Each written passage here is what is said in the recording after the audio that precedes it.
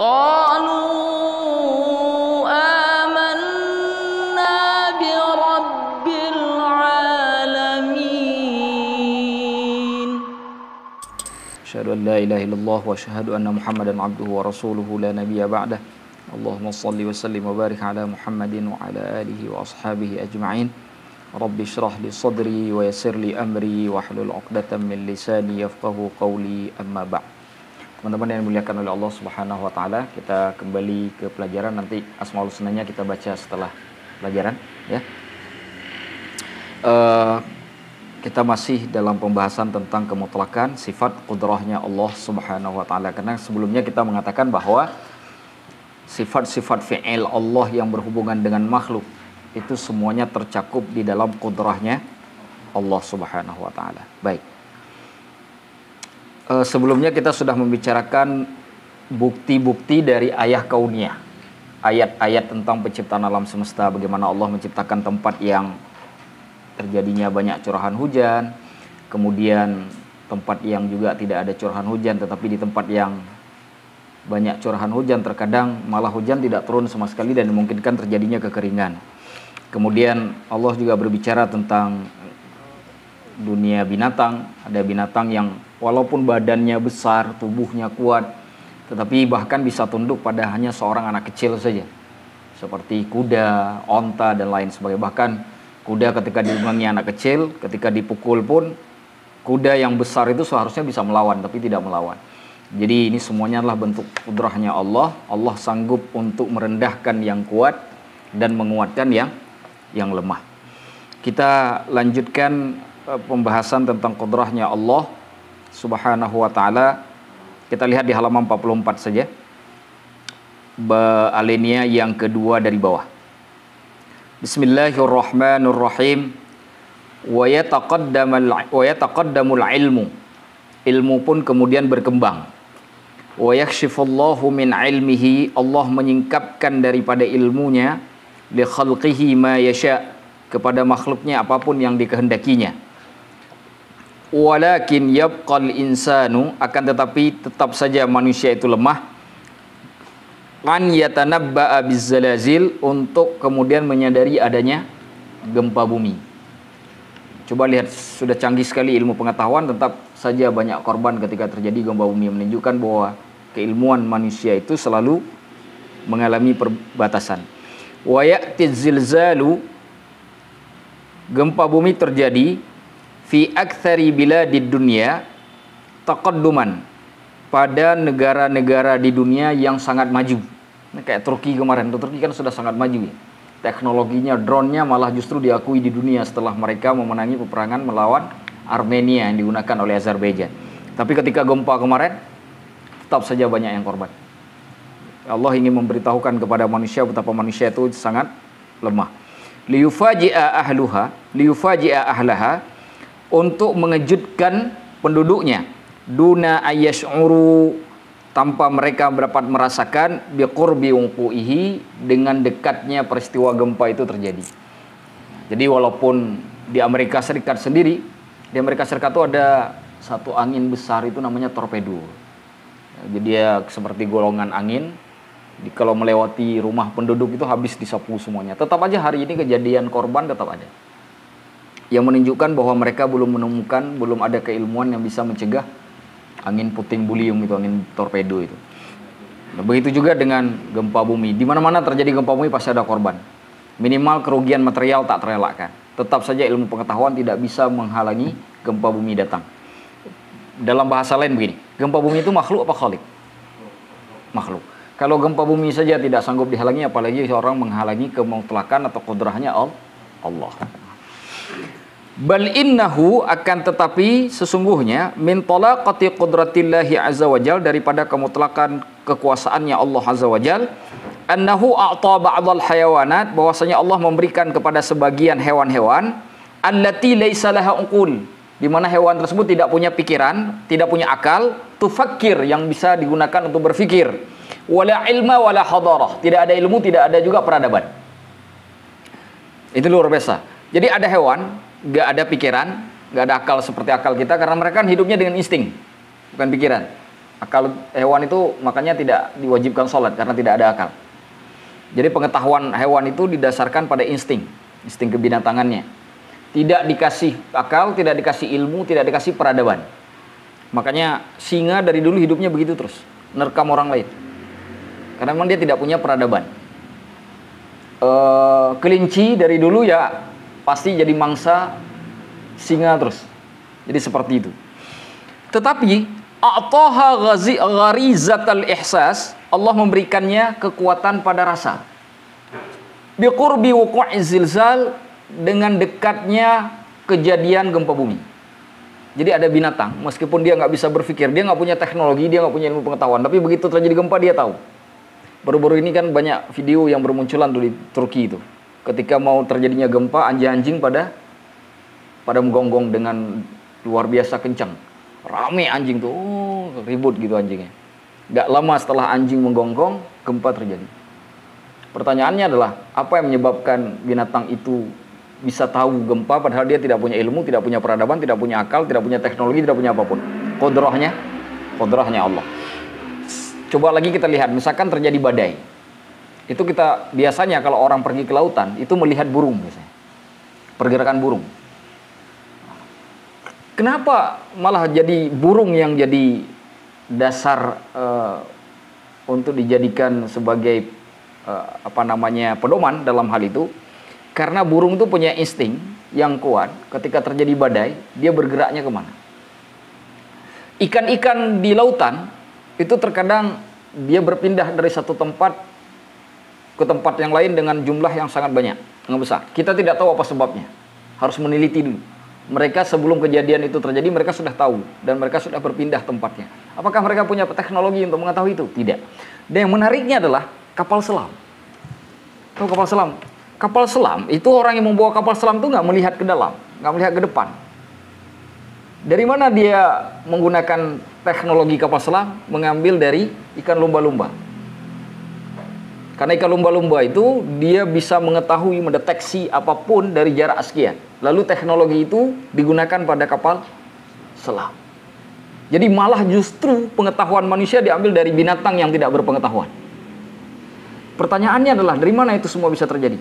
Qudrah Allah. Allah bisa berkehendak seperti itu. Walidzalika, maka oleh sebab itu, fahiya tusari'u bi mughadaratil makan. Maka binatang-binatang tersebut bersegera untuk meninggalkan tempat tersebut, tempat di mana terjadinya gempa. Au yahdutsu laha hiyajun, atau dia akan, kalau burung di dalam sangkar itu kalau nggak bisa terbang tapi dia mau keluar itu kan dia tabrak-tabrak sangkar itu. Apa namanya? Gelisah. Iya, gelisah. Itu hiyaj nama. Hiyaj itu kondisi di burung dalam sangkar itu yang nabrak-nabrak sangkar itu karena dia ingin keluar, karena dia tahu sedang terjadi sesuatu. Dia ingin keluar, ingin terbang menjauh. Tapi karena di dalam sangkar sangkarnya itu ditabrak-tabrakin sama burung tersebut. Seperti burung yang sangat-sangat galau gelisah gitu. In kanat mahbusatan fi aqfasin, atau apabila dia itu terkurung di dalam sangkar, au hadaira mughlaqah, atau di tempat-tempat yang tertutup. Jadi itu kondisi burung. Burung itu kan nggak punya pengetahuan. Kadang-kadang tuh burung itu dalam rumah. Bagaimana dia tahu kondisi dalam rumah? Insting. Jadi itu kudrahnya yang Allah berikan kepada. Makanya kan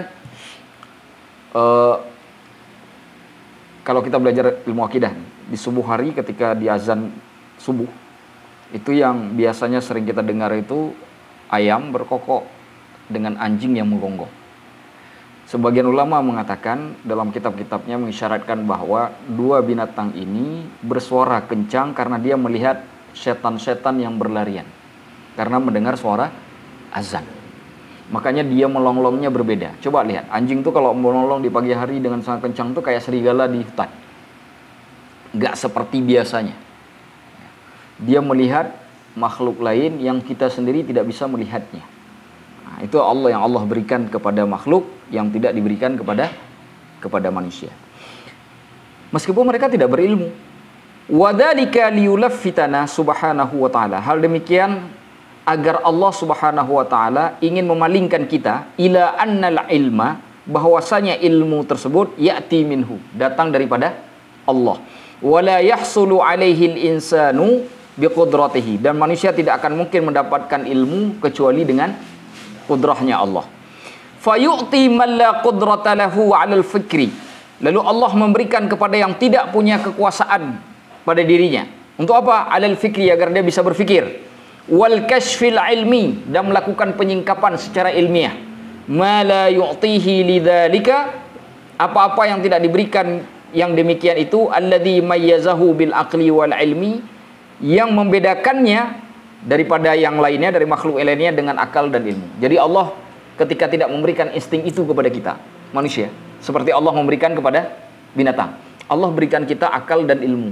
Itulah yang membedakan kita dengan binatang. Karena binatang mengetahuinya dengan insting, dia tidak butuh ilmu lagi. Manusia butuh ilmu, tidak bisa hanya mengandalkan insting. Karena insting manusia sangat rendah dibandingkan dengan insting. Ada hewan itu yang penciumannya lebih jauh dari penciuman manusia.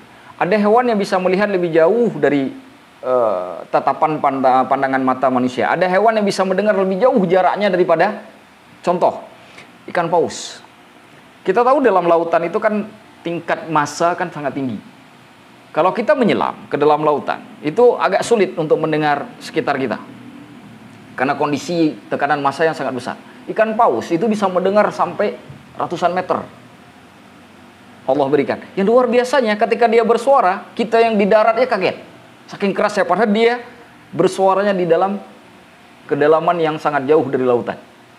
Kita kalau di dalam laut nggak mungkin sanggup bersuara seperti suaranya paus, itu nggak mungkin.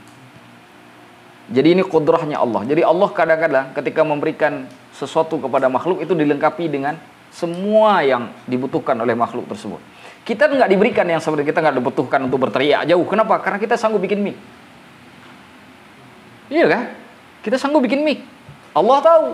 Kita nggak diberikan insting seperti instingnya burung-burung. Karena kita bisa mencari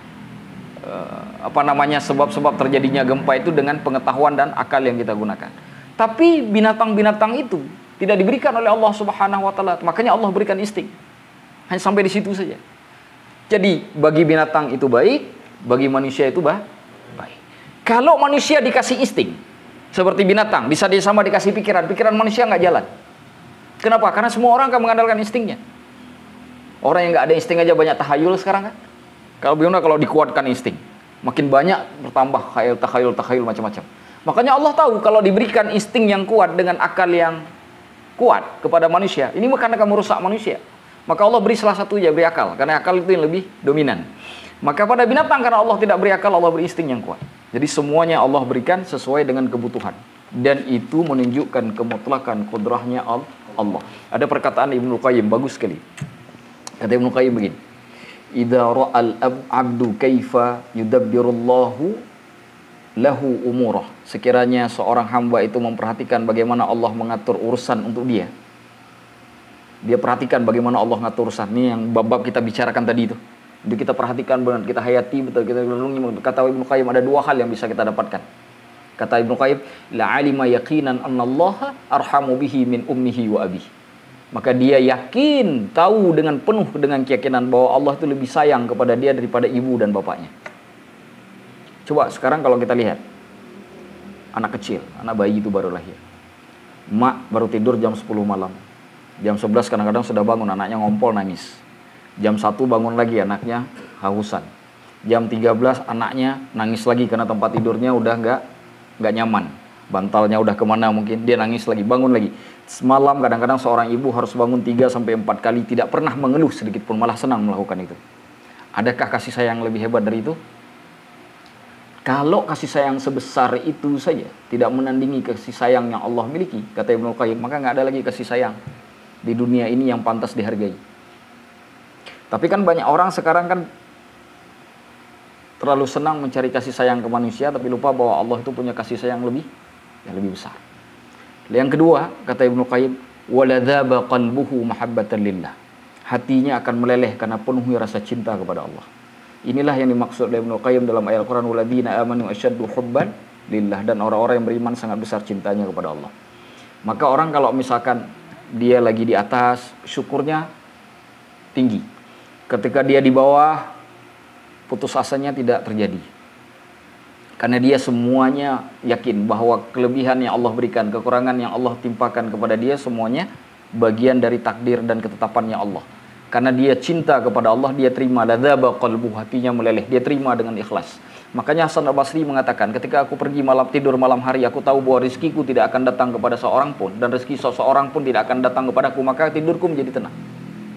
Karena aku tahu rezeki itu yang datang kepada kita, dia tidak akan salah jalan.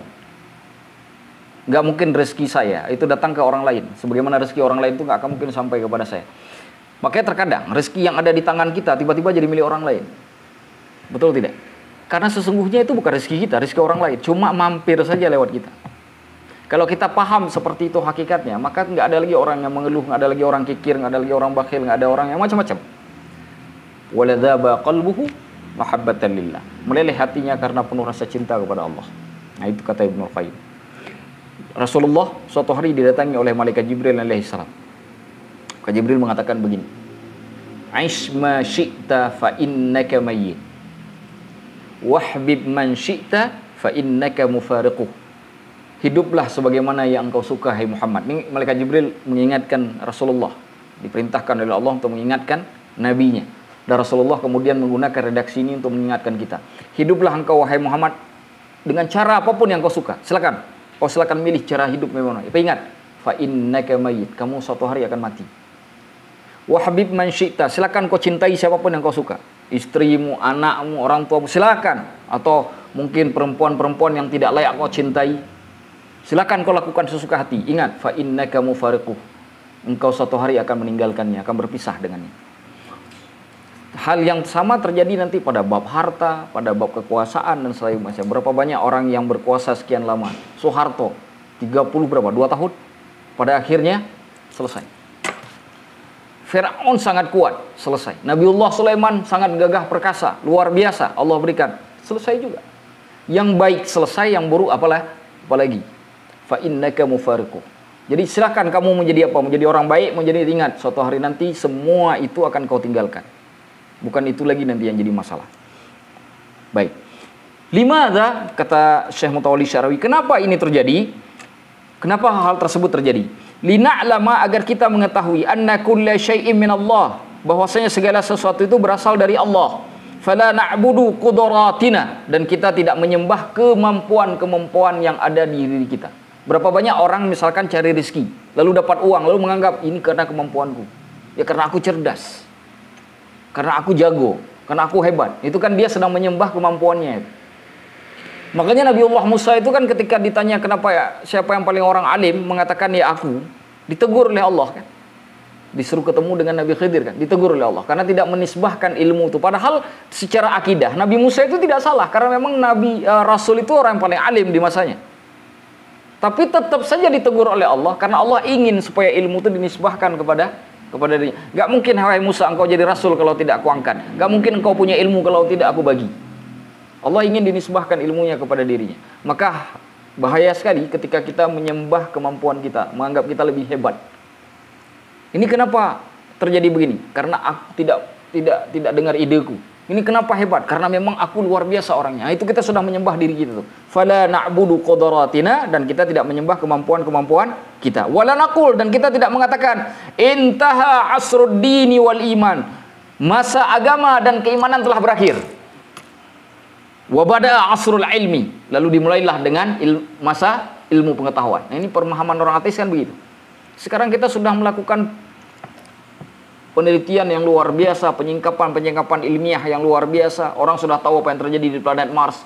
Orang sudah tahu, bahkan sekarang, dulu orang hanya tahu matahari, sekarang tahu black hole-nya. Semua hal-hal seperti itu. Lalu merasa bahwa ini zamannya ilmu pengetahuan, tidak ada lagi tempat untuk urusan Tuhan. Nggak bisa kita mengatakan begitu. Balinal tafita, akan tetapi kita memalingkan diri ila annallaha, bahwasanya Allah lah yu'ti, yang memberikan, liman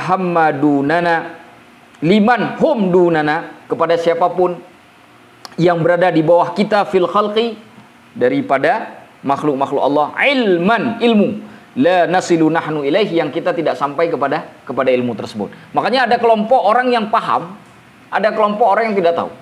Contoh misalnya begini, Kalau ditanya, bagaimana kita memahami tentang dunia kandungan? Pasti orang yang ahli biologi lebih mengerti daripada orang ahli matematika. Tapi kalau ditanya masalah antariksa, mungkin orang matematika pasti lebih mengerti daripada orang biologi.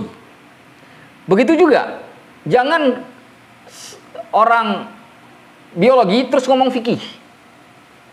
Karena fikih itu ada orangnya sendiri yang lebih paham. Nah sekarang kan kita jadi kacau nih sekarang. Ada orang ikut berapa kajian, misalkan 2 atau 3 kali kajian, lalu tiba mengkritik Imam Nawawi. Kan kayak kacau nih. Datang ke Arab, ke negara-negara Arab, belajar 4 tahun, pulang ke Indonesia, lalu nyalahkan Al-Hafidh Ibnu Hajar Al-Asqalani, nyalahin Imam As-Suyuti. Padahal itu Al-Hafidh loh. Al-Hafidh itu dalam satu pendapat ngafal hadis 100.000 hadis. Ada yang mengatakan 300.000 hadis. Dan sekarang datang kita yang 4 tahun belajar. Satu hadis pun nggak kita lewatkan, kita salahkan Al-Hafidh. Kan jadi aneh nih masalahnya. Jadi semua hal itu harus diserahkan kepada ahlinya. Kita yang belum menjadi ulama, ya serahkan kepada ulama. Nggak perlu kita bicara sendiri. Ya ahli fikih ada orangnya, ahli bahasa ada orangnya, ahli akidah ada bahasa. Gan anak yang kemarin sore baru belajar 4 tahun, apalagi yang cuma 2 kali pengajian. Itu nggak bisa. Karena itu hukumnya begitu. Ilmu itu kadang-kadang diberikan oleh Allah kepada seseorang yang orang lain tidak bisa mencapainya. Makanya dalam keilmuan kalau kita lihat, katakanlah di masa ulama salafus soleh, ulama fikih itu ada imamnya, ulama hadis ada imamnya, ulama bahasa ada imamnya. Ambil contoh misalkan, dalam ulama hadis ada orang seperti Ibnu Syihab Az-Zuhri, Imam Malik, ya kan? Imam Ahmad bin Hanbal, Yahya bin Ma'in, siapa lagi? Dan lain-lain ya. Daripada ulama-ulama masa itu. Al-Laits bin Sa'ad juga termasuk dari ulama hadis masa itu. Nanti ada ahli fikih seperti Al-Auza'i, Imam Syafi'i, Imam Hanafi, Abu Yusuf, muridnya Imam Hanafi. Jadi ada lagi Ishaq bin Tarhaweh di daerah Khurasan, Persia. Jadi ada tokoh-tokohnya. Nanti kalau misalkan ke ilmu bahasa, ada Jurjani, ada Sibawayh. Ya, salah satunya lagi ada Abu Nawas. Nah, Abu Nawas ya, yang ceritanya agak berlebihan sampai ke kita ya. Padahal beliau itu orang alim padahal. Memang beliau orang cerdas. Beliau ahli bahasa. Jadi hal seperti itu. Semua ada tokoh-tokohnya. Nanti ada ulama tafsir, Ibnu Jarir At-Tabari di antaranya. Ada banyak tokohnya. Jadi semua keilmuan itu mempunyai keahliannya masing-masing, dan kita ketika tidak punya keahlian kepada keilmuan itu, kita harus sadar bahwa kudrah Allah menetapkan kita belum sampai makamnya seperti makam orang itu. Maka kita tidak berhak mengkritisi mereka. Nah, Ustaz, saya tidak sependapat dengan satu orang ulama. Ketika tidak sependapat dengan satu ulama, bukan kita yang menyalahkan, tapi yang menyalahkan ulama yang setingkat dengan ulama tersebut. Kalau Al-Hafidh yang menghafal 300.000 hadis, yang kita gunakan pendapat yang juga Al-Hafidh. Bukan pendapat orang yang nggak pernah meriwayatkan hadis apapun, tiba-tiba dianggap Amirul Mukminin. Lah orang tidak pernah meriwayatkan hadis satupun kok bisa jadi Amirul Mukminin dalam ilmu hadis? Gimana ceritanya? Nah, jadi seperti itu cara kita berilmu. Di ilmu umum begitu, di ilmu agama juga sama. Sarjana teknik jangan bicara tentang masalah ekonomi. Yang bisa bikin analisa ekonomi, sejarah ekonomi. Kemudian itu dipaksakan ke orang maksudnya. Sarjana ekonomi juga tidak perlu bicara tentang teknik. Semua ada halnya. Kita hanya bisa menganalisa based on expert. Jadi kita menganalisa suatu ilmu itu berdasarkan ahli dalam keilmuan itu. Ya kalau ilmu ekonomi kita cari ahlinya siapa yang dalam bidang ekonomi. Jadi seperti itu. Fana'rifu, maka kita mengetahui anna kulla syai'in, bahwasanya segala sesuatu biqudratihi, dengan kemampuannya, wahdahu, semata-mata subhanahu wa ta'ala, dengan kemampuannya Allah semata-mata.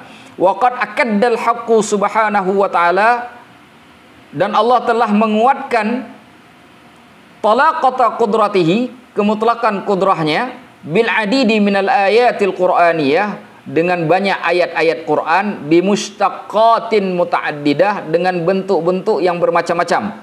Minha, diantaranya al-qadir, yang maha mempunyai kemampuan.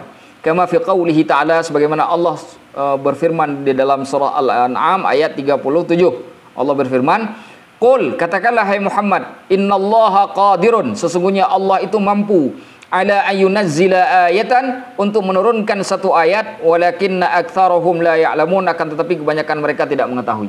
Ayat di sini maksudnya, jadi asbabun nuzul ayat ini, orang musyrik itu datang, kok Muhammad tuh nggak punya mukjizat. Kan Nabi kalau di nabi-nabi Bani Israel itu kan banyak mukjizat, ya kan? Nabi Musa belah lautan, kan gitu kan? Ini Muhammad kok nggak punya kemampuan kayak begitu. Ini kata orang musyrik, kata orang-orang masa itu. Kok Nabi ngaku Nabi tapi kok nggak punya kemampuan apa-apa? Nah, maka Allah pun menurunkan ayat ini. Katakanlah hai Muhammad, jika Allah inginkan, Allah sanggup untuk memberikan mukjizat kepada nabinya. Tapi hanya saja sebagian besar mereka itu tidak memperhatikan, tidak mengetahui. Kenapa tidak mengetahui? Loh, ayat Al-Quran ini saja adalah mukjizat. Ayat Al-Quran ini saja adalah mukjizat. Allah ingin mengatakan begitu. Makanya para ulama akidah sepakat bahwa mukjizat Nabiullah Muhammad SAW yang terbesar itu Al-Quran, bukan apapun, bukan yang belah bulan, bukan. Yang semua itu tidak sanggup mengalahkan mukjizat Al-Quran. Ambil satu contoh. Wa in kuntum fi raibim mimma nazzalna ala abdina fa'tu bi suratim min mithli.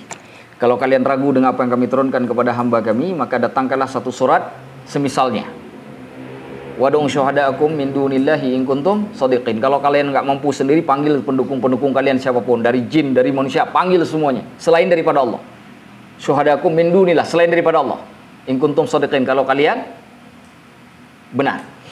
Itu kan challenge. Nah, mari kita lihat. Ayat apa yang paling pendek?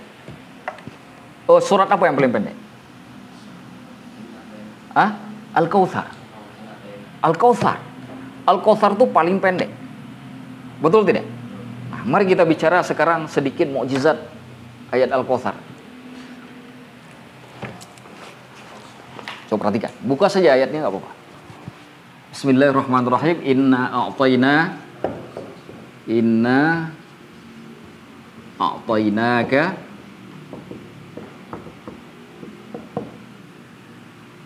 kal kautsar.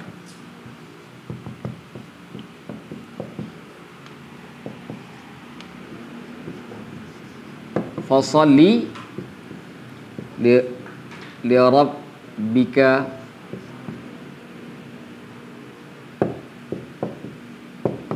wanhar.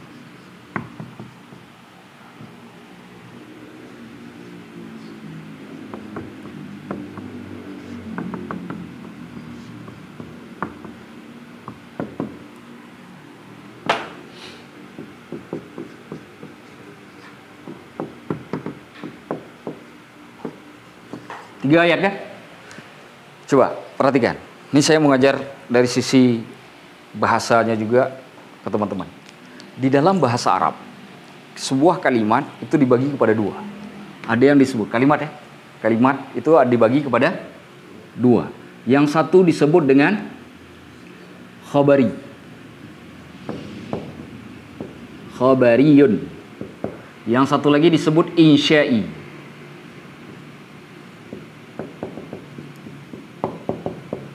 Itu dalam bahasa Arab. Ini pembahasan ini nanti ada dalam pembahasan balaghah, sastra, juga ada dalam pembahasan ilmu mantiq. Ilmu mantiq. Apa itu khabari? Khabari itu setiap berita yang diberikan yang di dalamnya mengandung benar dan salah. Contoh begini. Si fulan ditabrak mobil. Ada satu orang datang ke kita bilang begini, si fulan ditabrak mobil. Kita kan nggak lihat. Maka khabari itu bisa benar, bisa salah. Ketika nanti kita pastikan itu beritanya hoax, berarti pernyataan tadi salah. Tapi ketika kita pastikan bahwa pernyataan tadi benar, berarti berita tadi itu menjadi benar. Ini namanya khabari. Sedangkan insya'i itu yang tidak mengandung benar dan salah. Contoh, minumlah air ini. Di mana benar, di mana salahnya? Ada. Biasanya insya'i ini terletak pada kalimat perintah dan larangan. Sedangkan khabari pada perintah positif dan negatif. Kalimat positif, kalimat negatif. Nah, itu biasanya. Kalau kita lihat, kalau kita gunakan dalil ini, dalil bahasa ini ke surah Al-Kautsar, maka kita dapatkan ayat pertama ini khabari, betul tidak? Betul tidak? Ayat ketiga itu khabari, betul tidak? Sedangkan ayat kedua itu insya'i. Alif. Perintah. Inna a'tainakal kautsar, sesungguhnya kami telah memberikanmu al-kautsar. Betul tak? Khabari kan? Lalu kita kaji. Allah memberikan kenikmatan yang sangat luar biasa di dunia. Apapun Allah berikan kepada Rasulnya. Cuma sebagiannya malah bukan Rasulullah tidak mau menerima, tapi Rasulullah ingin mendapatkan yang lebih istimewa. Seperti Allah yang memberikan beliau kerajaan di dunia ini, tapi beliau tolak karena beliau ingin jadi abdan nabiyya, hamba sekaligus nabi. Bukan beliau tidak mau rezeki Allah itu, tapi posisi abdan nabiyya bagi beliau itu lebih tinggi daripada hanya malaikat, seorang raja. Ya, jadi banyak sekali. Bahkan di hari kiamat pun ada telaga Kautsar namanya Al-Haud. Itu juga diberikan kepada Nabi. Berarti ini khabari apa insya'i? Khabari. Dan ayat Al-Quran semuanya yang begini, semuanya khabari, semuanya mengandung kebenaran. Karena datangnya dari yang maha benar, Al-Haq. Jadi tidak ada nilai kesalahan. Yang nanti benar dan salahnya yang harus dikonfirmasi itu yang datangnya bukan dari Allah dan Rasul. Nah, begitu kan? Nah, itu yang dikonfirmasi. Hadis itu ada hadis sahih, hadis hasan, hadis dhaif. Nah, itu kalimatnya begitu nanti. Larinya ke sana. Begitu juga dengan ini, inna syani'aka huwal abtar. Orang yang mengolok-ngolokmu wahai Muhammad, dialah yang terputus. Ya kan? Itu kan bentuknya berita positif. Kalimatnya positif.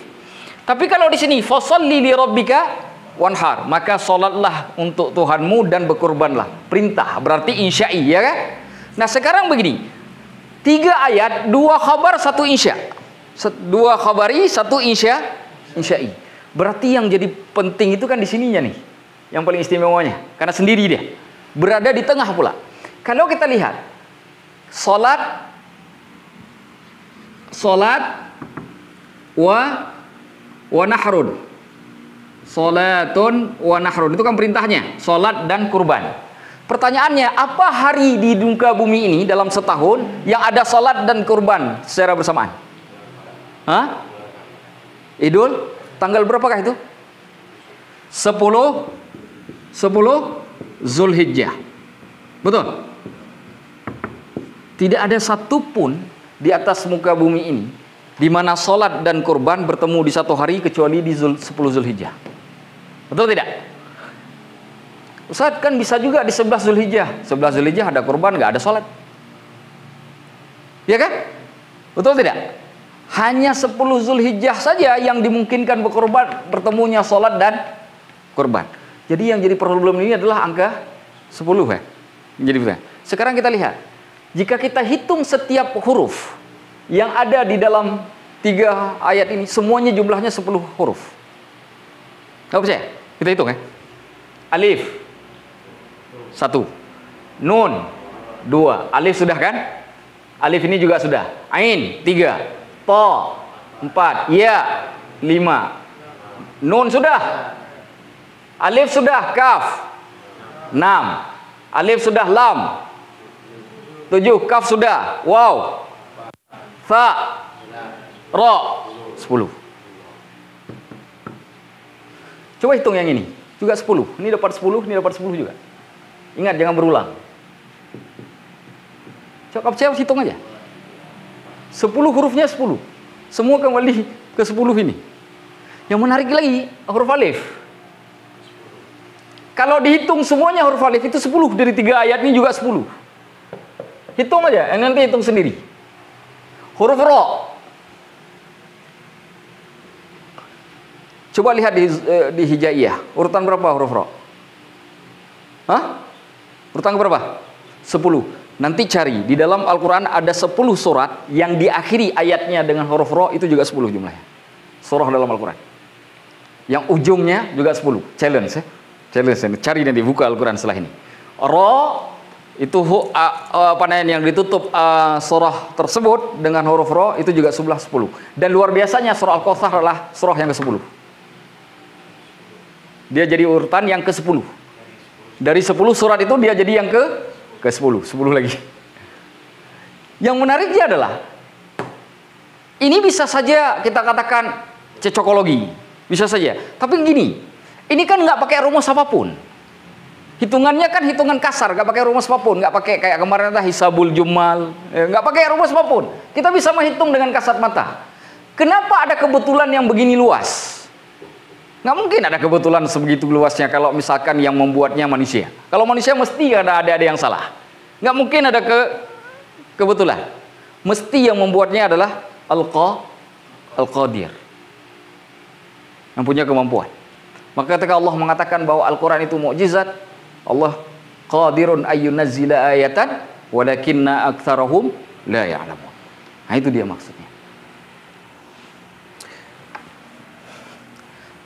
Ayat yang kedua, qul, katakanlah hai Muhammad, huwal qadiru ala ayyab'atsa 'alaikum, dialah yang maha mampu untuk mengutus atas kalian azaban min fawqikum, azab di atas kalian, au min tahti arjulikum, ataupun dari di bawah kaki kalian. Apa azab di atas? Meteor. Apa lagi? Hujan es yang bisa merusak rumah itu yang kira-kira.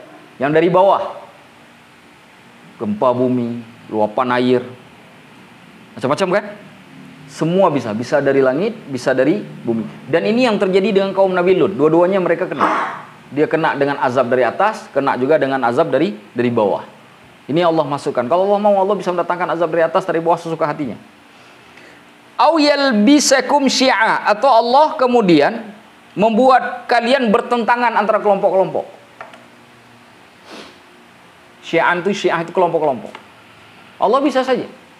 Karena Allah memberikan rahmat, tapi Allah juga bisa membuat pertentangan-pertentangan. Artinya terjadi pertentangan ini Allah izinkan terjadi pertentangan. Iya kan? Dan itu real, nyata dalam kehidupan. Bagaimana mungkin itu terjadi? Berarti Allah mengizinkan itu terjadi. Wa yudhiqa ba'dakum ba'sa ba'din. Sebagian kalian akan merasakan kejahatan sebagian yang lainnya. Ada orang dibunuh, tidak ada pembunuhnya di kalangan manusia kan? Ada hartanya diambil secara paksa.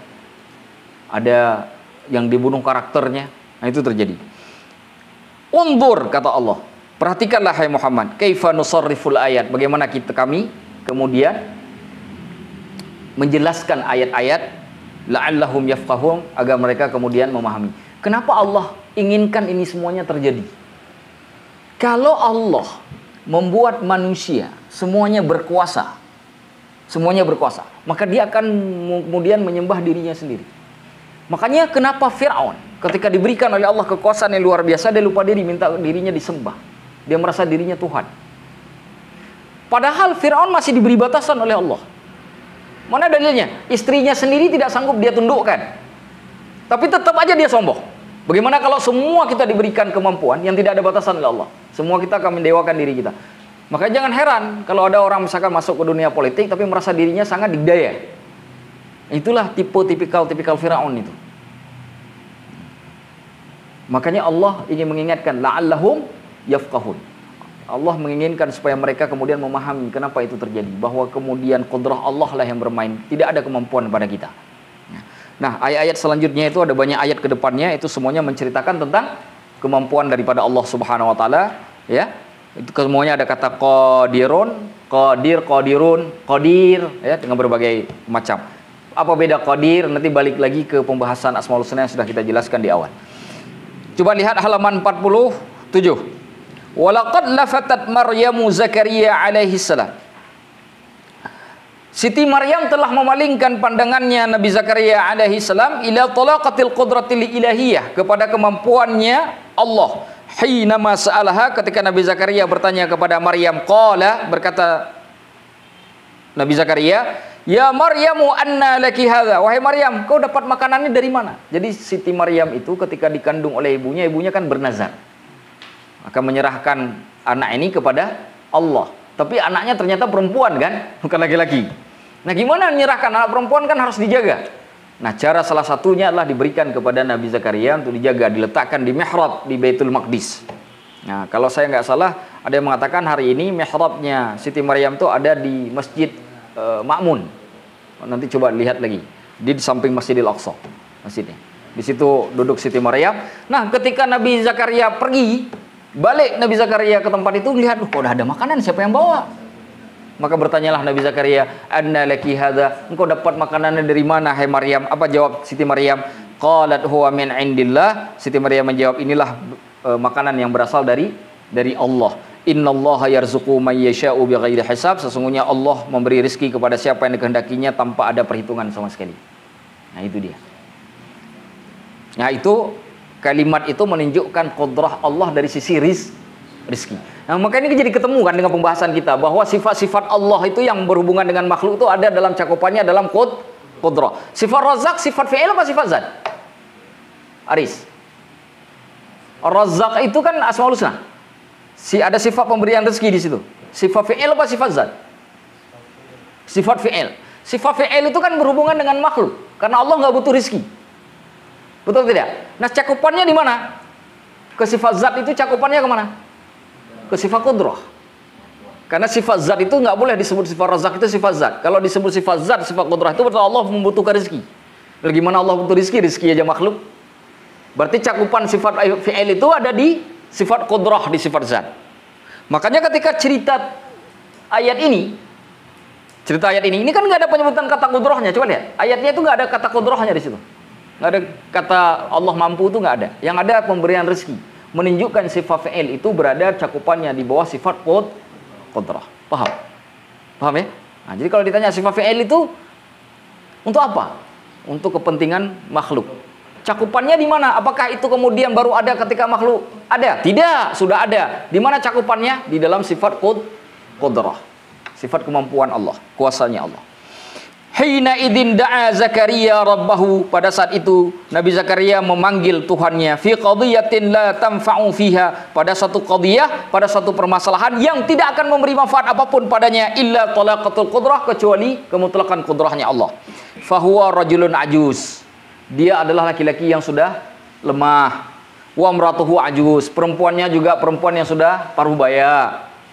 Wa aqir, sudah menopause, nggak mungkin lagi, sudah tidak lagi pada masa subur.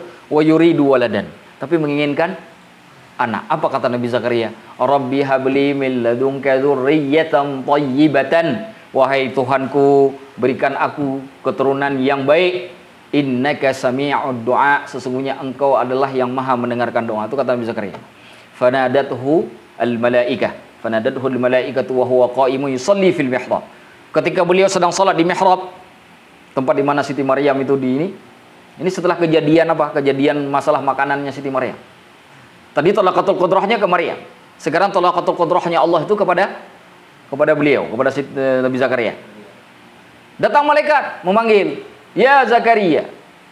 Panggil oleh malaikat Jibril. Dalam Al-Qur'an disebutkan, "Innallaha yubashshiruka bi Yahya musaddiqan bi kalimatin minhu wa sayyidan wa hasuran wa nabiyyan minas salihin." Allah ingin memberikan kamu seorang anak namanya Yahya. Dikasihnya bukan cuma anak, dikasih nama-nama sekalian. Mintanya anak, dikasih bukan anak doang, nama-nama dari langit. Maksudnya dibawa oleh malaikat dari langit. Karena malaikat mendapatkannya dari Allah. Kabar gembira itu ketika didapatkan malaikat, "Hai malaikat, sampaikan kepada hambaku Zakaria, kepada nabiku rasulku Zakaria, akan kuberikan dia anak." Beritahukan nama anaknya itu adalah Yahya. Nama siapa itu? Allah. Makanya teman-teman, kalau misalkan kasih nama anak Yahya, niatkan seperti niat ini, ayat dalam ini. Karena ketika kita kasih nama Yahya, Allah menggunakan kalimat musaddiqan bi kalimatin minhu. Yahya itu nanti akan datang untuk membenarkan setiap kalimat yang datang dari Allah. Jadi niatkan gara-gara itu. Kenapa kasih nama anak Yahya? Karena ada ayatnya di dalam Al-Quran. Ketika Allah memberikan nama anak itu kepada Nabi Zakaria, tujuannya untuk dia nanti suatu hari akan membenarkan setiap ayat-ayat Allah. Wa sayyidan, sayyid, dia seorang tuan, pemuka kaum, imam untuk kaumnya. Maksudnya apa? Karena diangkat sebagai rasul. Rasul itu sayyid. Maka kalau ada orang mengatakan Allahumma shalli ala sayyidina, itu boleh. Karena rasul itu sayyid, itu dalilnya itu. Dalil pada Nabi Yahya itu salah satu dalil sayyidina. Kalau mau mengucapkan, kalau nggak mengucapkan, ya juga nggak perlu kita salahkan, karena juga ada redaksi dalam Imam Bukhari yang tidak menggunakan sayyidina. Ya nggak perlu diributkan masalah ini. Nah, kalau diributkan nanti jadi kacau balau, kan? Nggak perlu kita ributkan. Sayyidan wa hasura wa nabiyyan minas salihin. Dan bisa karya bingung. Bagaimana mungkin? Kan gitu kan? Beliau menggunakan pengetahuan kemanusiaannya.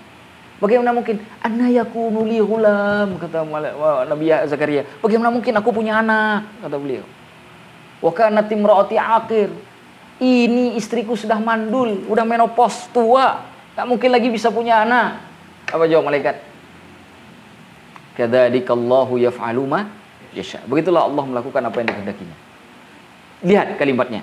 Kadzalikallahu yaf'alu ma yasha. Begitulah Allah melakukan. Sifat fi'il kan? Melakukan kan? Yakhluqu berarti sifat fi'il. Betul enggak? Betul enggak? Yakhluqu ma yasha, yaf'alu ma yasha. Allah melakukan apa yang dikehendakinya karena penciptaan itu adalah bagian dari perbuatan Allah. Jadi sifat fi'il, sifat zat itu ada dalam ayat Al-Qur'an. Pembahasannya. Bisa dipahami sampai di sini? Nah, hadhihi gharbah diddu qawaninil kaun. Keinginan ini melawan kaedah-kaedah kehidupan. Undang-undang kehidupan. Karena perempuan kalau sudah mandul, perempuan yang sudah menopause itu, yang udah nggak bisa masa subur lagi, itu secara kaedah kehidupan nggak mungkin punya anak lagi. Nggak mungkin punya anak. Jika jangan nunggu punya anak nanti umur 60 tahun, udah nggak mungkin lagi, susah. Kecuali mukjizat namanya. Nah, tapi Nabi Zakaria ikhlas betul berdoa kepada Allah. Kalau dikasih ya dikasih, kalau enggak tugas saya hanya meminta. Malah ketika dikasih jadi bingung sendiri. Ini mungkin, gitu kan? Ini apa mungkin? Orang istri saya udah menopause kok, udah nggak masa subur, apa mungkin nih? Allah tidak ngasih di masa subur, tapi dikasih ketika masa subur itu berlalu. Untuk apa? Allah ingin menghilangkan pemikiran pada semua orang yang membaca ayat ini bahwa kelahiran itu bukan hanya karena kita berusaha. Bukan. Karena berapa banyak sel sperma dan sel ovum bertemu tidak jadi anak. Maka dibutuhkan hasil. Hasil itu ketetapan Allah. Hak prerogatif Allah, nggak bisa diubah. Teman-teman cari rezeki, silakan cari rezeki. Tapi ingat, kalau dapat banyak, alhamdulillah. Dapat sedikit, jangan sedih. Tugas kita tuh nyari, bukan untuk mencari bukan memastikan bahwa kita harus dapat segitu. Saya nyari 10 juta, harus dapat 10 juta, wajib hukumnya. Hasil bukan tanggung jawab kita. Tugas kita nyari yang 10 juta. Dapat nggak dapat, serahkan ke Allah. Jangan kecewa. Ini dapat 10 juta, ternyata yang dapat 10 ribu. Kan kecewa banget tuh. Jauh betul jurangnya. Ya kalau 10 juta cuma dapat 8 juta, 2 juta hilang, masih enak lah hati kita. Ini kalau nyari 10 juta dapatnya 10 ribu kan susah kita. Ya, hati itu nggak tentram. Nah, orang yang punya pengetahuan seperti ini seharusnya dia tidak perlu galau lagi. Li'annal injab, karena melahirkan anak, yatawaqqafu, berhenti ba'da umurin muayyanin li zaujain, setelah umur tertentu bagi pasangan tertentu. Jadi kalau kita ingin punya anak, itu nanti akan berakhir. Dalam ilmu pengetahuan ternyata semakin bertambahnya umur, kualitas sperma dan ovum perempuan itu menurun. Semakin usia kita makin tinggi, makin tua, ternyata kualitas sperma dan ovum kita, perempuan itu menjadi menurun juga. Nah, ini yang dimaksud dengan pada satu waktu dia akan berhenti. Tidak bisa lagi untuk reproduksi. Nah. Fama baluka in kanatiz zaujatu aqra. Bagaimana caranya engkau memandang apabila seorang perempuan sudah menopause? Apa yang kita pandang? Ya nggak mungkin lagi punya anak kan? Nah. Lam tunjib wa hiya syabbah wa zaujuha syabbun. Begitu juga dengan perempuan yang gadis, lam tunjib wa hiya syabbah. Dia tidak melahirkan anak sedangkan dia masih muda. Wa zaujuha syabbun, sedangkan laki-lakinya, suaminya juga masih muda. Jadi ternyata bukan hanya orang menopause saja nggak punya anak, berapa banyak orang yang masih muda tidak punya anak. Jadi qadhiyahnya dibalik, permasalahannya dibalik. Kalau tadi Nabi Zakaria dalam masa yang tidak punya anak jadi punya anak, dalam masa proses kita ini diajak oleh Syekh Mutawalli Sya'rawi itu berpikir, berapa banyak di antara kita yang masih muda-muda tapi kita nggak punya anak. Unikah, maka ada yang nikah mau nambah lagi karena dari istri pertama nggak punya anak misalkan. Iya kan? Berapa banyak seperti itu? Fa kaifa tunjibu wa hiya ajuz? Bagaimana dengan perempuan yang tadi sudah sudah mandul, sudah menopause, bisa melahirkan anak, wa hiya ajuz wa zaujuha ajuz. Sedangkan dia sudah lemah, sedangkan suaminya juga sudah lemah. Artinya begini. Kalau kita balik ke cerita Nabi Zakaria dan istrinya. Pada saat muda saja Nabi Zakaria dan istrinya nggak punya anak. Bagaimana mungkin ketika tua udah punya anak? Gitu loh. Nggak mungkin kan? Kalau pakai logika, harusnya pada waktu muda punya anak, bukan pada waktu setelah masa menopause itu. Secara logika. Secara logika pula kita akan berhukum dengan mengatakan, kalau Nabi Zakaria dan istrinya tidak punya anak ketika mereka berdua masih muda, maka mustahil mereka akan punya anak ketika mereka sudah tua. Tapi apa yang terjadi? Allah balik qadhiyahnya, Allah balik permasalahannya. Ketika muda memang tidak punya anak, tapi ketika tua, bahkan ketika sudah menopause, Allah berikan anak. Hal yang sama terjadi kepada Nabiullah Ibrahim kan? Nabi Ishak. Nabi Ishak itu dari istri pertama, istri tua. Tapi malah justru anak kedua. Istri muda Siti Hajar malah punya anak yang pertama, Ismail. Betul tidak? Artinya Siti Sarah itu lama sekali nggak punya anak. Jadi itu terjadi. Artinya begini, kalau sama Nabi dan Rasul saja terjadi, apalagi kita bukan Nabi dan Rasul. Nah makanya kita kadang-kadang ini susah kalau berdoa kepada Allah. Ya Allah, aku pengen nikah ya Allah, beri aku jodoh. Nggak dikasih-kasih. Lu doanya kapan? Baru seminggu yang lalu. Lah seminggu yang lalu doanya baru sekarang minggu sekarang langsung pengen dapat. Tuh Nabi Zakaria udah sampai menopause baru punya anak. Itu Nabi. Apalagi kita yang bukan Nabi. Jadi doa itu bukan dengan cara bersegera. Ya. Doa itu pasti dikabulkan. Kalau dalam hadis yang sahih, doa pasti dikabulkan malam tata'ajjal, selama tidak disegera-gerakan, dipaksa-paksa harus cepat. Kalau kita kan pengennya minta BMW hari ini, BMW harus dapat juga hari ini kan gitu. Ya Allah belum punya rumah, beri aku rumah ya Allah. Besok pagi begitu bangun dari salat subuh pagi hari itu buka mata udah ada rumah. Dan kita pengennya begitu. Nah itu yang salah. Padahal Nabi pun nggak seperti itu, ditunda, ada doanya ditunda tuh lama betul. Sudah mau tua, udah mau dekat ajal, udah tua baru dikasih anak.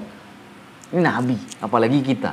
Jadi kalau misalkan kita udah berdoa, cuma begini. Saya nggak punya anak ikhlas karena ketentuan Allah, tapi nggak pernah berusaha, ya itu juga salah kita. Miskin nggak nyari rezeki, ya salah kita. Jangan salahkan Allah. Nggak ada duit, takdir Allah. Takdir, lu tidur dari pagi sampai pagi lagi, lu bilang takdir. Nah, pentung kan kepalanya. Takdir. Takdir itu setelah kita cari, kita usaha nggak dapat, itu baru namanya takdir. Kalau nggak usaha, tidur aja terus kerjaannya, terus nggak dapat, nggak usah bilang takdir.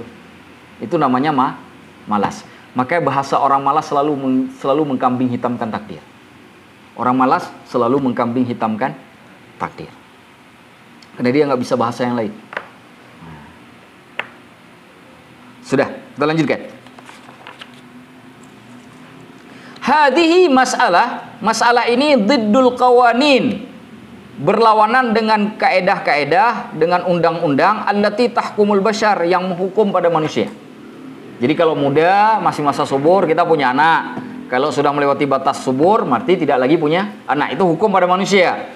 Walakinnallaha wahdahul qadir, akan tetapi Allah satu-satunya yang punya kemampuan ala ayyatiya bil qanuni wa dhiddah, yang mendatangkan kaedah tadi bahwa orang pada saat muda itu punya anak, di saat tua tidak lagi punya anak. Wadiddahu, ataupun sebaliknya. Pada saat muda nggak ada anak, pada saat tua punya anak. Kalau kita nggak bisa. Kita itu ada rule-nya, ada kaedahnya, kanunnya. Tapi Allah bisa merubah kanun itu. Wa tahaqqaqat masyiatullahi azza wa jal, maka terlaksanalah keinginan Allah azza wa jal. Wa razzaqa Zakaria bi ibnihi Yahya, lalu Allah kemudian menganugerahkan Zakaria anaknya yang bernama Yahya. Nah, jadi Allah ubah kanunnya. Jami'ul mu'jizati, semua mukjizat allati yang ayyadallahu biha anbiya'ahu, yang Allah kuatkan dengannya para nabi-nabinya, kanat khariqah, adalah peristiwa yang luar biasa, khariqah luar biasa. Linawamisil kaun, dengan ketentuan-ketentuan alam semesta. Fa mu'jizatu syaqqil bahri, mukjizat pembelahan laut, bi'asa Musa alaihi salam, dengan tongkat Nabi Musa alaihi salam, kana kharqan, sesungguhnya adalah hal yang luar biasa, lil khasais, untuk kekhususan-kekhususan, wal qawanin, dan kaedah-kaedah allati tahkumul ma, yang menghukum pada air. Artinya begini, air itu kalau misalkan dia tidak dibatasi oleh apapun, dia akan tetap mengalir. Itu kaedah air tuh.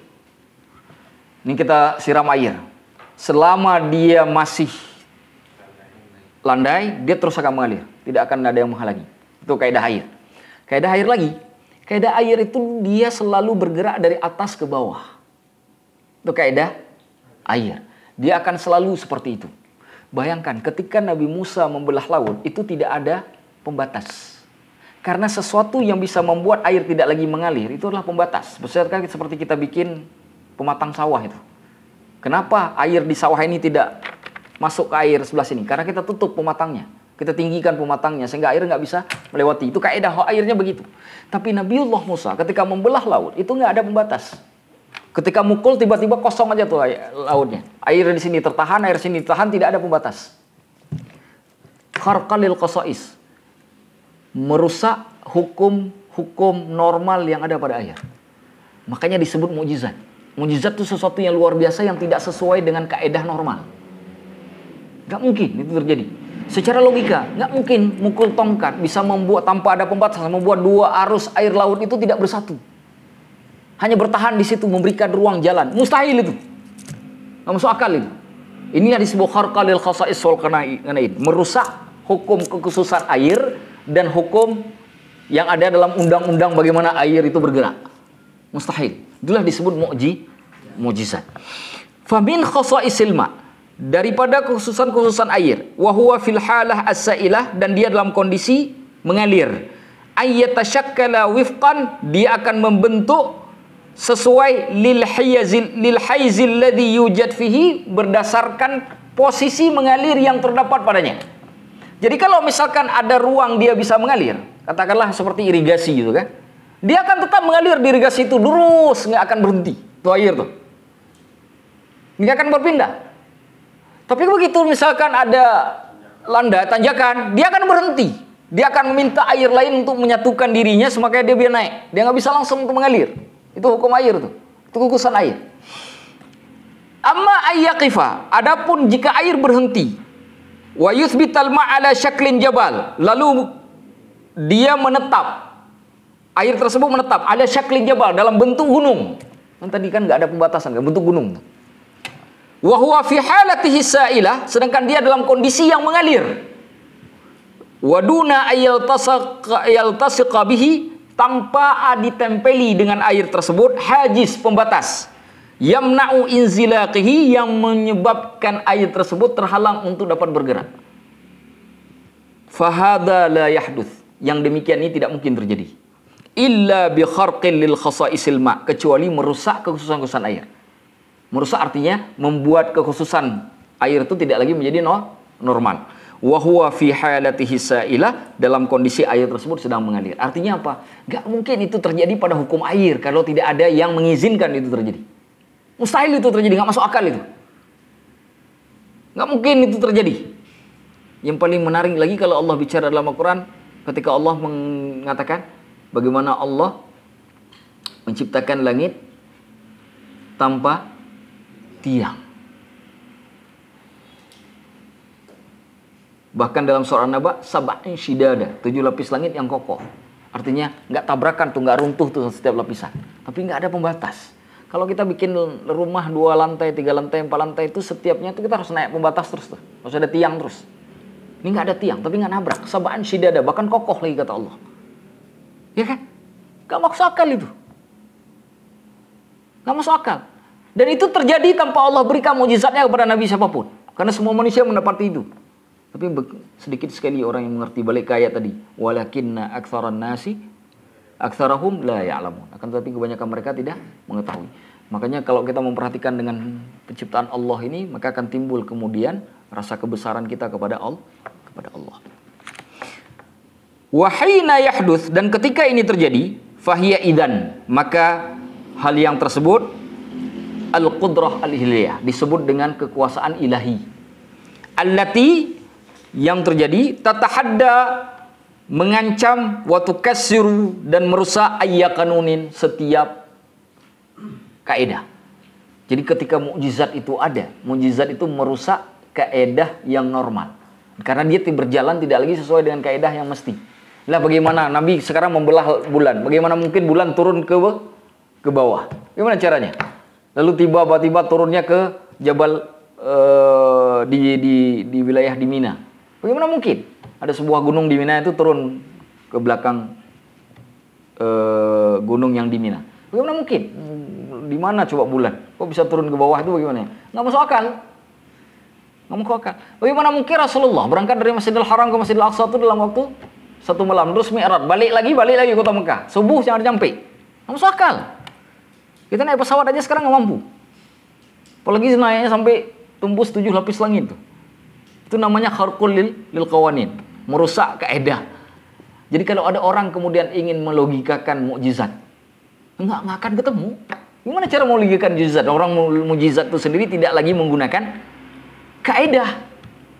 Udah di luar batasan kaidah. Kalau masih menggunakan kaidah, mustahil itu disebut mukjizat. Sehebat apapun manusia menemukan teknologi hari ini, itu tidak disebut mukjizat karena masih pakai kaidah. Kita nemukan wifi, kita nemukan internet. Sekarang ada 5G, ada 5G, ntar mungkin 6G atau apa, wallahu alam, entah GG yang lainnya. Ya kan? Tapi tetap tidak disebut mukjizat. Kenapa? Karena masih menggunakan kaidah normal. Tapi ketika mukjizat terjadi, dia menghapus kaidah normal. Pertanyaannya, siapa yang bisa melakukan ini? Allah. Qudrahnya Allah. Maka jangan heran ada orang tiba-tiba mati kan. Hidup lagi. Yang disebut mati suri gitu. Dia sudah ke alam mana-mana tiba-tiba hidup lagi. Dia sendiri yang sanggup melakukan itu. Enggak. Allah yang mengizinkan itu terjadi. Ada orang yang mimpi ketemu Nabi. Bagaimana mungkin Anda tidur mimpi ketemu Nabi? Mustahil. Nabi udah meninggal, gimana bisa Anda mimpikan? Tapi ternyata Allah izinkan itu terjadi. Iya kan? Siapa yang melakukannya? Orang itu sendiri? Enggak. Allah. Nah, jadi itu yang harus kita pahami. Wa mu'jizatul 'asa. Mu'jizatnya tongkat, wa tahawwaluha ila thu'ban, dan merubah tongkat tersebut menjadi ular. Kanat kharqal lil qasais. Sungguhnya ini juga merusak kekhususan-kekhususan wal qawanin, dan kaedah-kaedah allati tahkumul jamad, yang menghukum pada benda mati. Nggak mungkin masa ini saya lempar tiba-tiba jadi ular. Percaya nggak? Saya bilang ini sebentar lagi saya lempar nih di akhir kajian terjadi ular. Percaya nggak? Bodoh kalau percaya. Kenapa? Nggak normal. Tetapi ketika bicara mukjizat mungkin. Kenapa? Nggak bisa lagi pakai batas logi, hilang batas logika. Hilang batas logika. Kenapa hilang batas logika? Karena mukjizat itu kharqul lil khasais wal qawanin. Karena dia itu merusak kekhususan-kekhususan dan undang-undang yang normal terjadi. Gimana mungkin Nabi Musa ngelempar tongkat tiba-tiba menjadi ular? Kalau bukan karena kekuasaannya Allah. Itu semua kekuasaan Allah itu memungkinkan sesuatu yang berjalan normal menjadi tidak normal. Wa mu'jizatu imtina'in nar. Mukjizat terhalangnya api biizni khaliqiha, dengan izin penciptanya, an kharqi bil anbiya, untuk membakar ayahnya Nabi Ibrahim alaihi salam. Ayahnya para nabi yaitu Ibrahim alaihi salam. Wa ala nabiyina afdalis salati wa atamit taslim, dan juga nabi kita afdalus salah wa atamut taslim. Kanan kharqan li khasyatin nar. Sesungguhnya itu merupakan hal yang merusak atau yang luar biasa yang terjadi untuk kekhususan nar, api, fil ihraq, dalam hal urusan pembakaran. Jadi ketika Allah mengatakan kuni bardan wa salaman ala Ibrahim, wahai api jadilah engkau dingin dan berselamatkanlah Ibrahim, nggak mungkin itu terjadi. Orang Nabi Ibrahim udah dibakar, kayu bakarnya setinggi apa coba, tiba-tiba dilempar ke situ, begitu habis apinya keluar hidup. Nggak mungkin itu. Nah, harus dipahami begini. Ada dua model yang seperti ini. Yang satu modelnya dari Allah, yang satu lagi modelnya dari syaitan. Tidak semua yang tidak normal itu semuanya datang dari Allah. Ada yang datang dari Allah, ada yang datang dari syaitan. Ustaz, bagaimana saya memilih bahwa ini dari Allah, bahwa ini dari syaitan? Lihat syariatnya. Lihat syariat orang yang menuju ke tempat yang ghair adah tadi, yang tidak terbiasa tadi, yang tidak normal tadi. Lihat syariatnya. Kalau ada syariat yang dilanggar, maka itu bukan milik Allah. Itu kaidahnya. Maka kalau ada orang bicara tasawuf, bicara ma'rifat, bicara hakikat, melanggar syariat, bukan syariat, bukan ma'rifat, bukan hakikat, bukan tasawuf. Karena ulama tasawuf, siapapun dia, mulai dari Syekh Naqsyabandi, Syadili, Tijani, siapapun mereka. Siapa Pak? Tidak ada satupun yang melanggar syariat Allah. Itu garis bawahi. Tidak ada yang melanggar syariat Allah. Bahwa kemudian ada yang melanggar syariat Allah setelahnya, itu bukan mereka. Hanya dinisbahkan kepada mereka. Mereka ini ulama-ulama salaf, ulama-ulama soleh, ulama yang sangat luar biasa dari ulama umat ini. Mereka ada yang ahli fikih, ada yang ahli hadis, ada yang ahli akidah, ada yang ahli tasawuf. Ini bukan sembarangan ulama. Bukan orang biasa yang jual mie Aceh di pinggir jalan, bukan. Benar-benar ulama besar yang bikin tarekah ini, dan mungkin mereka melanggar syariat Allah Subhanahu wa taala. Nah, itu cara membedakannya secara umum. Wa hakadha, dan beginilah jami'ul mu'jizat, seluruh mukjizat tumathilu kharqan linnawamisil kauniyah, kemudian menyerupakan kharqan, ya, hal yang luar biasa linnawamisil kauniyah, untuk peristiwa-peristiwa alam semesta. Idzan, oleh sebab itu, kullu syai'in fi hadzal kauni bismillah, setiap sesuatu yang ada di dalam alam ini haruslah dengan nama Allah. Yatimu biismillah, sempurna dengan nama Allah. Wa biiznillah, dan izin Allah. Al-kaunu tahkumuhul asbabu, na'am. Bumi ini itu dihukum oleh sebab-sebab. Benar itu. Bumi ini dihukum oleh sebab-sebab. Itu benar. Kita meninggal ditabrak mobil, misalkan. Ya, kita hidup karena dilahirkan mak kita. Semua dihukum oleh sebab-sebab. Benar. Walakinna iradatallahi fauqal asbab, akan tetapi kehendak Allah itu di atas sebab-sebab. Tapi ingat, tidak mungkin sebab itu berwujud kalau tidak adanya iradah dan qudrah Allah. Ingat, pada penciptaan selalu berkumpul dua sifat. Apa itu? Iradah wa qudrah. Dua itu selalu terwujud. Kenapa harus dua, Ustaz? Harus iradah, qudrah. Tidak mungkin ada penciptaan yang tiba-tiba terjadi dengan sendirinya karena Allah salah menciptakan. Kalau kita hilangkan iradah, kehendak, berarti Allah menciptakan kita ini nggak sengaja, by accident. Kita yang sering by accident, nggak nikah udah terjadi by accident. Allah nggak by accident, maka mesti harus ada iradah. Karena Allah punya keinginan. Kita ini diciptakan punya tujuan, bukan diciptakan tiba-tiba jadi aja begitu. Enggak. Hatta semut, lihat bahasa Allah tuh. Nyamuk. Innallaha la yastahi ayyadriba mathalan ma ba'udatan fama fawqaha. Nyamuk tuh. Hatta nyamuk yang paling rendah, itu makhluk paling rendah kan, diciptakan, tapi kata Allah, enggak malu Allah membuat perumpamaan semisal nyamuk. Kenapa? Karena Allah menciptakannya bil iradah. Karena ada kehendak. Dan harus ada qudrah, kemampuan. Kalau Allah enggak punya kemampuan, bagaimana mungkin Allah menciptakan sesuatu yang luar biasa? Maka dalam penciptaan selalu ada iradah, ada qudrah. Maka kita katakan, asbab dalam semua hukum kehidupan itu ada, tetapi di atas sebab itu selalu ada iradah. Dan iradah itu, kehendak itu diikuti oleh qudrah. Allah berkehendak menciptakan manusia. Inni ja'ilun fil ardi khalifah. Aku menginginkan untuk menciptakan seorang khalifah di muka bumi. Allah sudah berkehendak, qadir, iradah. Ya kan? Itu sudah ada iradahnya. Lalu Allah ciptakan Nabi Allah Adam alaihissalam. Atas dasar apa? Qudrahnya Allah. Kemampuan yang Allah miliki. Bisa dipahami? Dan dua-duanya harus di atas sebab. Kenapa? Karena zat Allah itu musabbibul asbab. Yang menciptakan sebab. Maka sifat yang ada pada Allah mesti harus ada di atas sifat-sifat yang ada terdapat pada sebab. Karena sebab itu makhluk. Kalau kita katakan sifat Allah di bawah sebab, berarti Allah itu sudah berada derajatnya di bawah makhluk. Inna lillahi la haula wala quwwata illa billah. A'udzubillah tsumma na'udzubillah. Li'annahu khaliqul asbab, karena Allah itu pencipta sebab-sebab.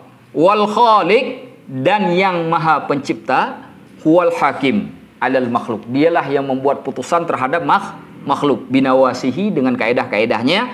Wala yasihhu, dan tidaklah benar ayyahkuma, dia memberi hukum binawamisi makhlukatihi, dengan kaedah-kaedah makhluknya.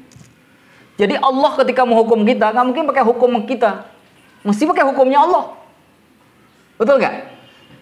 Pembunuh dibunuh. Hukum manusia harus ada saksi. Harus ada bukti. Itu hukum manusia. Allah perlu itu? Nggak perlu. Allah nggak perlu saksi, nggak perlu bukti. Kenapa? Allah melihat kok. Allah ingat, Allah tahu semua kejadiannya. Makanya nanti di hari kiamat dipersaksikan. Kenapa Allah butuh membuat catatan amal? Karena kita manusia butuh untuk itu. Karena kita tidak sanggup untuk sampai pada posisi Allah. Maka Allah membuat sesuatu yang bisa diberikan, perlihatkan kepada kita. Begitu kita datang hari kiamat, kamu dulu bunuh orang? Enggak, Allah. Kata Allah, betul. Betul. Nah, diperlihatkan catatan amal. Tanggal sekian, jam sekian kamu bunuh orang. Terlihat langsung. Nggak ada lagi. Ketika lidah masih ingin membantah, dikunci oleh Allah. Dibuat tangan berbicara, dibuat kaki berbicara. Hukum manusia. Tangan berbicara hukum manusia. Hukum siapa? Hukum Allah. Maka Allah ketika menghukum makhluknya tidak menggunakan hukum pada makhluk. Hukumnya sendiri yang Allah buat. Karena hukum Allah lebih tinggi daripada hukum makhluk. Bisa dipahami? Makanya Allah mengatakan, "Wa man lam yahkum bima anzalallahu fa ulaika humul kafirun." Barang siapa yang tidak berhukum dengan hukum Allah, maka dialah orang kafir. Hukumnya hukum Allah ini maksudnya apa? Bukan berarti kita manusia tidak boleh bikin hukum, bukan. Kita boleh bikin hukum selama selalu sejalan dengan hukum Allah. Apa yang Allah inginkan? Keadilan. Kita harus buat hukum yang sejalan dengan keadilan. Apa yang Allah inginkan? Kesejahteraan. Kita harus bikin hukum untuk memastikan kesejahteraan terwujud. Tapi kalau kita bikin hukum untuk menghancurkan keadilan, kita bikin hukum untuk menginjak-injak kesejahteraan, disitulah kita sudah menyalahi hukum Allah. Bisa dipahami sampai di sini? Wa madhahiru qudratillah, dan fenomena-fenomena kekuasaan Allah fi kaunihi, di alam semestanya, katsirah, sangat banyak sekali. Fahuwa wahdahu alladhi, dialah satu-satunya yang yansuru ibadahus sholihin, yang menolong hamba-hambanya yang soleh. Wa huwa alladhi, dialah yang yansuru dhaif, menolong yang lemah, alal qawi, atas yang kuat. Wa yantaqimu lil madlumi minal zalim, dan membalas orang yang berbuat zalim kepada orang yang dizalimi, atau membalas dendam untuk menolong orang yang dizalimi daripada orang yang zalim. Wa kullu ma fil kauni, setiap apa yang ada di dalam semesta, khadi'un, tunduk li talaqati qudratillahi subhanahu wa ta'ala, untuk kemutlakan kudrahnya Allah subhanahu wa ta'ala. Contoh, Allah mengatakan dalam surah, nanti buka ayatnya di akhir juz kedua, cerita tentang perangnya Talut dan Jalut itu. Ayat nanti di akhir, jadi halaman terakhir dari juz kedua, halaman terakhir sebelum kita pindah ke juz ketiga, halaman terakhir itu ayat paling atas.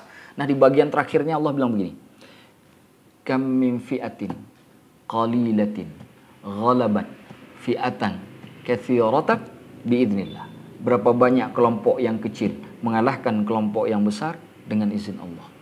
Berapa banyak? Allah tutup ayatnya dengan kalimat apa? Wallahu ma'as sabirin. Allah bersama orang yang sabar. Nah, sekarang pertanyaannya paling indah nih. Apa hubungannya Allah nolong kelompok kecil terhadap kelompok yang besar dengan hukum sabar? Apa hubungannya? Hubungannya apa? Apa hubungannya? Orang yang kecil itu biasanya tertekan. Betul tidak? Orang yang kelompok kecil itu tertekannya luar biasa. Contoh, lihat saudara-saudara muslim kita di Amerika dan Eropa hari ini. Ketika mereka diserang dari kiri kanan dengan Islamofobia, feminisme, tuduhan radikal, tuduhan terorisme, hidup mereka tertekan tidak? Luar biasa. Wanita muslimah pergi di jalan, dihina orang. Gak kayak kita di sini, kita mau keluar pakai jilbab, keluar aja. Pakai cadar keluar. Di sana nggak dihina orang, dicaci maki orang. Bisa saja terjadi penyerangan tiba-tiba di jalanan. Tertekan. Tapi ketika mereka bersabar, Wallahu ma'as sabirin, Allah bersama orang sabar, Allah jadikan kesabaran itu dengan cara kam min fi'atin qalilatin ghalabat fi'atan katsiratan biidznillah. Berapa banyak orang yang kelompok yang kecil yang kemudian Allah menangkan terhadap kelompok yang besar dengan izinnya Allah. Nah, seperti itu. Secara hukum kan nggak mungkin orang 100 ngalahin orang 1000, itu nggak mungkin. Secara hukum akal itu nggak mungkin. Betul tidak? Nggak mungkin. Itu hukum yang tidak normal. Kenapa? Karena orang yang maju ke medan perang itu rata-ratanya sama-sama ahli militer. Nggak ada yang satu Superman, yang satu bukan Superman, itu nggak ada. Itu adanya di film. Superhero A, B, C itu hanya di film. Di alam nyata nggak. Orang datang ke medan perang itu sama-sama punya keahlian membunuh. Yang satu bisa nembak dari kejauhan, yang satu lagi juga bisa nembak kejauhan. Yang satu punya sniper, yang satu juga punya sniper. Dua-dua punya kemampuan yang sama. Tapi bagaimana mungkin kelompok yang kecil bisa menang kepada kelompok yang besar padahal kemampuannya sama? Wallahu ma'as sabir. Dan inilah menunjukkan qudrah ilahiyah, kemampuan yang ada pada Allah. Ala anna talaqatal qudrah, atas dasar bahwasanya kemutlakan kekuasaannya Allah fi taghyir, untuk merubah ma huwa thabit, apa yang sudah tetap, min qawaninil kauni, daripada kaedah-kaedah alam semesta, innama sayati, sesungguhnya akan datang, inda nihayatil hayati alal ardi, ketika berakhirnya kehidupan di atas muka bumi. Hina idin, pada saat itu, yughayyirullahu alqawanina kullaha, Allah akan merubah seluruh ketentuan-ketentuan, kaedah-kaedah, semuanya dirubah oleh Allah. Wa yahdutsud dimarus syamil, lalu terjadilah kerusakan menyeluruh. Kapan Allah merubah semua kaedah kehidupan? Nanti ketika terjadinya kiamat. Ketika terjadinya kiamat, nggak ada lagi teknologi, nggak ada lagi warning, nggak ada lagi ini badan SAR, CS itu badan SAR ya, badan-badan penyelamat, badan-badan bantuan sosial, udah nggak ada lagi. Kenapa? Yauma yafirul mar'u min akhi.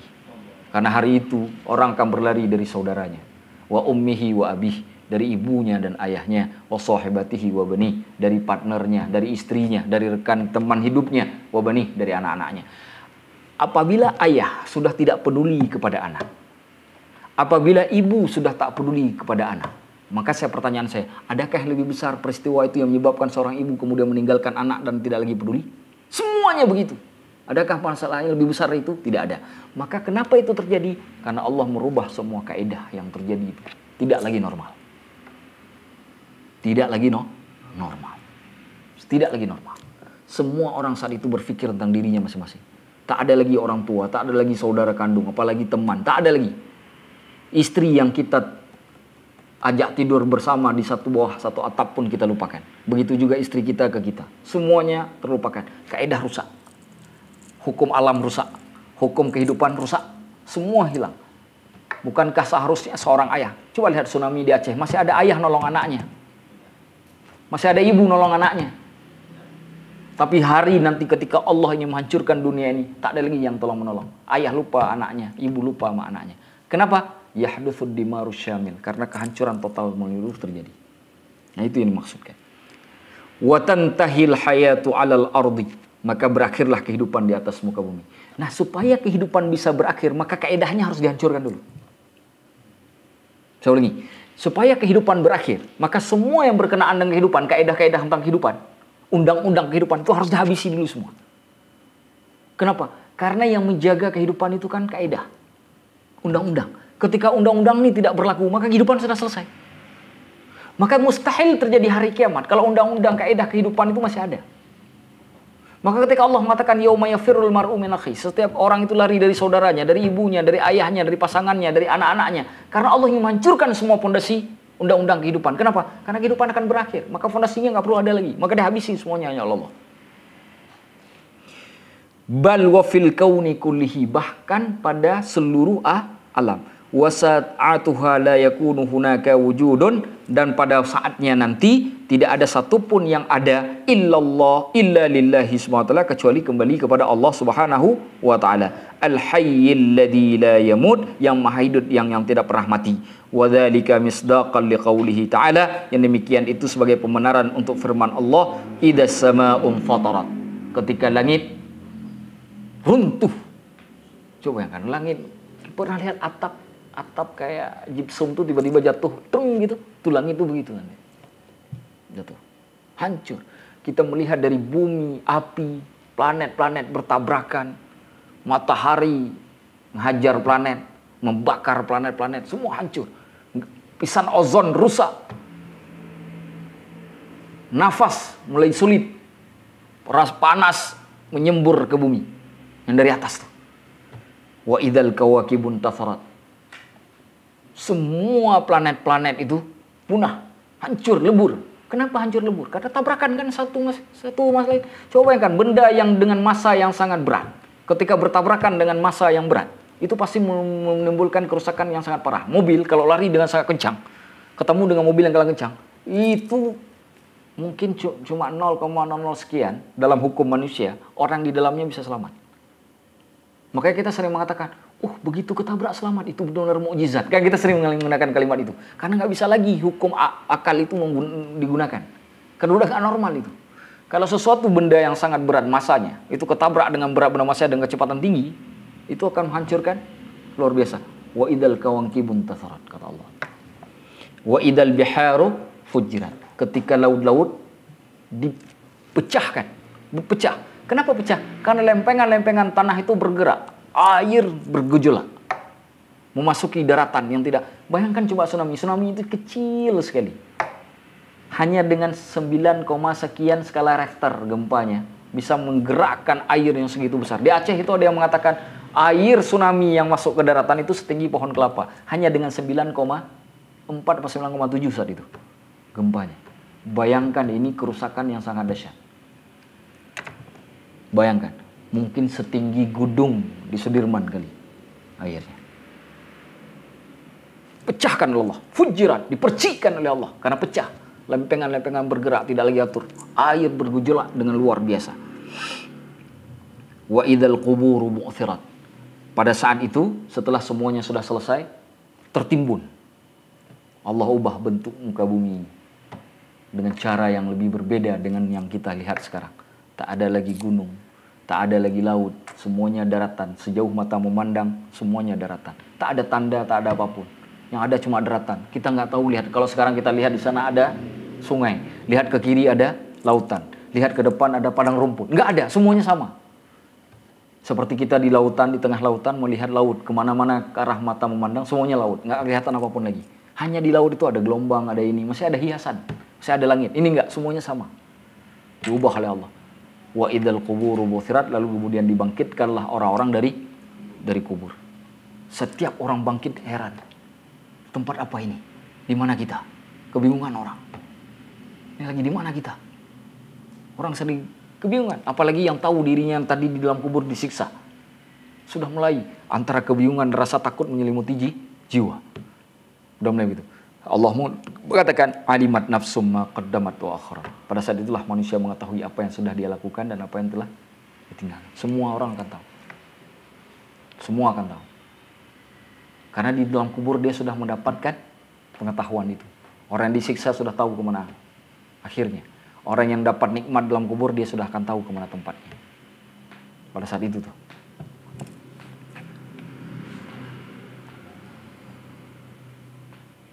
Wa qauluhu ta'ala, dan perkataan Allah ta'ala, idza zulzilatul ardu zilzalaha, apabila bumi diguncangkan dengan seguncang-guncangnya. Ingat, dalam bahasa Arab, orang Arab itu kalau menggunakan kata fi'il atau kata kerja, lalu setelah kata kerja diikuti dengan bentuk masdar. Masdar itu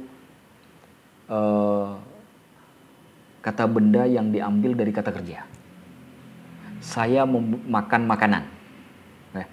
Saya memakan makanan. Itu dalam bahasa Arab, itu mengandung makna benar-benar sungguh-sungguh. Saya memukul kamu dengan pukulan. Menggunakan pukulan, digabung tuh. Pukulan kan kata benda dari kata pukul. Itu menunjukkan makna benar-benar. Zulzila itu kata kerja. Zilzal itu masdarnya. Diulang 2 kali. Di dalam bahasa Arab ini disebut dengan maf'ul mutlak. Maf'ul objek. Mutlak, kemutlakan. Artinya itu sangat dahsyat. Idza zulzilatil ardu zilzalaha, artinya apabila diguncangkan bumi ini seguncang-guncangnya. Artinya kalau diguncang bumi itu nggak ada orang yang tidak menjerit. Makanya bayangkan, tadi kan saya tanyakan, apa yang menyebabkan seorang ibu sanggup meninggalkan bayi belitanya begitu saja? Maka jangan bayangkan gempa bumi seperti gempa bumi di Garut, gempa bumi di Pangandaran, di Donggala, gempa bumi di... Nggak yang bayangkan begitu. Atau yang baru-baru ini di wilayah Syam dan Turki. Nggak seperti itu, lebih dahsyat. Karena inilah menunjukkan kalimat zilzal wa akhrajatil ardu athqalaha. Apa yang menyebabkan kita memahami gempanya sangat luar biasa? Bumi mengeluarkan isinya, isi dalam perutnya. Athqalaha. Athqal itu ada kata thaklun. Thaklun itu bahasa Arabnya itu berat. Athqal itu benda-benda padat, benda-benda berat yang ada dalam perut bumi. Itu dikeluarkan oleh bumi. Batu, apapun itu dikeluarkan. Pertanyaannya, bagaimana mungkin yang berat-berat itu keluar kalau nggak ada goncangan yang luar biasa? Wa qala al-insanu malaha. Saking kagetnya manusia, lalu bertanya. Wa qala al-insan, manusia berkata, malaha, apa yang terjadi dengan bumi ini? Apa yang sedang terjadi? Apa yang menyebabkan? Kita kan biasa kalau gempa, kenapa kan gitu kan? Kenapa? Bisa kan begitu kita. Manusia pun akan seperti itu saking bertanya. Ini apa yang terjadi? Kok besar dahsyat sekali? Yauma idzin tuhadditsu akhbaraha. Pada hari itu bumi pun menceritakan berita-beritanya. Apa berita yang dimaksud bumi? Bumi akan menceritakan setiap orang yang pernah menginjakkan kaki di atas badannya terkait dengan kesalahan yang pernah dia lakukan. Tanggal berapa, hari apa, jam berapa itu diceritakan. Semua bumi mengatakan, ya Allah, si fulan, ya Allah, dia ngadu ke Allah. Ya Allah, si fulan pada tanggal sekian, jam sekian, hari sekian, dia melakukan dosa sekian di atas badanku. Allah jadikan bumi sebagai saksi pada hari kiamat itu. Bi anna rabbaka auhalaha. Itu terjadi karena Allah mewahyukan kepada bumi. Artinya Allah memerintahkan bumi menceritakan apa yang dia lihat pada makhluk-makhluk Allah. Yauma idzin yasdurun nasu ashtatan liyurau a'malahum. Setelah itu terjadi, manusia kemudian dibangkitkan di hari kiamat ashtatan, berkelompok-kelompok. Untuk apa berkelompok-kelompok? Liyurau a'malahum, agar mereka memperhatikan perbuatannya. Nah, inilah dalil yang menunjukkan bahwa orang soleh itu satu kelompok dengan orang soleh, orang jahat satu kelompok dengan orang jahat. Karena kalimat ashtatan liyurau a'malahum dibentuk kelompok itu berdasarkan amalan. Liyurau a'malahum agar mereka bisa tahu. Jadi kita dengan duduk saja, berdiri saja di padang mahsyar, belum dihisab oleh Allah, sudah tahu kita. Orang kita lihat di depan ada Abu Jahal kok. Begitu melihat, satu rombongan sama Abu Jahal. Kita sudah tahu tempat kita itu di mana. Tapi ketika kita berdiri, kita lihat di depan kita Sayyidina Hamzah, Abdullah bin Abbas, Abdullah bin Umar di depan kita. Kita sudah tahu tempat kita di mana. Apalagi kalau di depan kita ada Umar bin Khattab, karena Umar bin Khattab lah orang pertama yang dihisab oleh Allah. Siapa orang pertama dihisab oleh Allah? Umar bin Khattab. Abu Bakar, Ustaz? Abu Bakar enggak dihisab. Abu Bakar pimpinan orang yang 70.000 dari umat Nabi yang masuk surga tanpa dihisab. Abu Bakar pimpinannya. Umar orang pertama yang dihisab oleh Allah. Bayangkan ketika Umar dihisab pertama sekali, kita ada di belakangnya. Umar datang dihisab oleh Allah. Kita melihat Umar keluar dari barisan kita. Oh, berbunga-bunga hati kita. Kenapa? Umar sudah dijamin dari sejak dunia oleh Rasulullah akan menjadi penghuni surga. Begitu melihat Donald Trump, ya kan? George Bush, Ariel Sharon depan kita.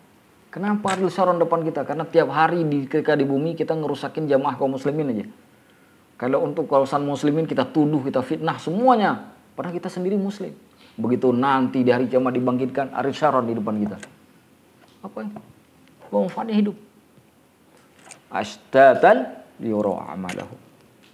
Faman ya'mal mithqala dzarratin khairan yarah. Barang siapa yang mengamalkan sebesar biji zarrah kebaikan, maka dia akan melihat kebaikan itu di hari kiamat. Wa may ya'mal mithqala dzarratin syarran yarah. Begitu juga kalau dia melakukan kejahatan sebiji zarrah, maka dia pun akan melihat keburukannya tersebut. Zarrah itu apa? Zarrah itu dalam bahasa Arab unsur terkecil. Itu makna yang artinya. Zarrah dalam bahasa Arab artinya unsur terkecil. Artinya yang paling kecil, nggak ada yang lebih kecil lagi dari zarrah. Ketika orang Arab menyebut zarrah, itu berarti untuk suci. Kalau dalam buah-buahan, zarrah itu biji. Karena yang paling kecil dari buah-buahan itu biji. Ya, dalam alam semesta, pada saat itu, unsur terkecil itu adalah apa? Atom. Maka atom gitu. Sekarang kan sudah muncul lagi yang lain. Bukan cuma atom. Udah ada proton, neutron, elektron kan. Yang lebih kecil daripada atom. Maka zarrah hari ini sudah tidak sesuai lagi diterjemahkan jadi atom. Ya sudah proton karena dia unsur terkecil. Yang sekecil apapun perbuatan. Kita lewat di tepi jalan, tiba-tiba ada hamba Allah yang kurang beruntung. Mau bagi di duit, nggak ada duit. Kita doakan tanpa dia tahu, ya Allah, aku nggak bisa bagi hartaku kepada hambamu ini. Berikan dia, ya Allah, semangat hidup dan tetap taat kepadamu. Hanya cuma segitu doang. Dia tidak tahu, hanya kita yang tahu dengan Allah. Itu sudah akan kita perhatikan nanti di hari kiamat itu kebaikan itu. Walaupun sekecil itu. Baik. Sedikit lagi.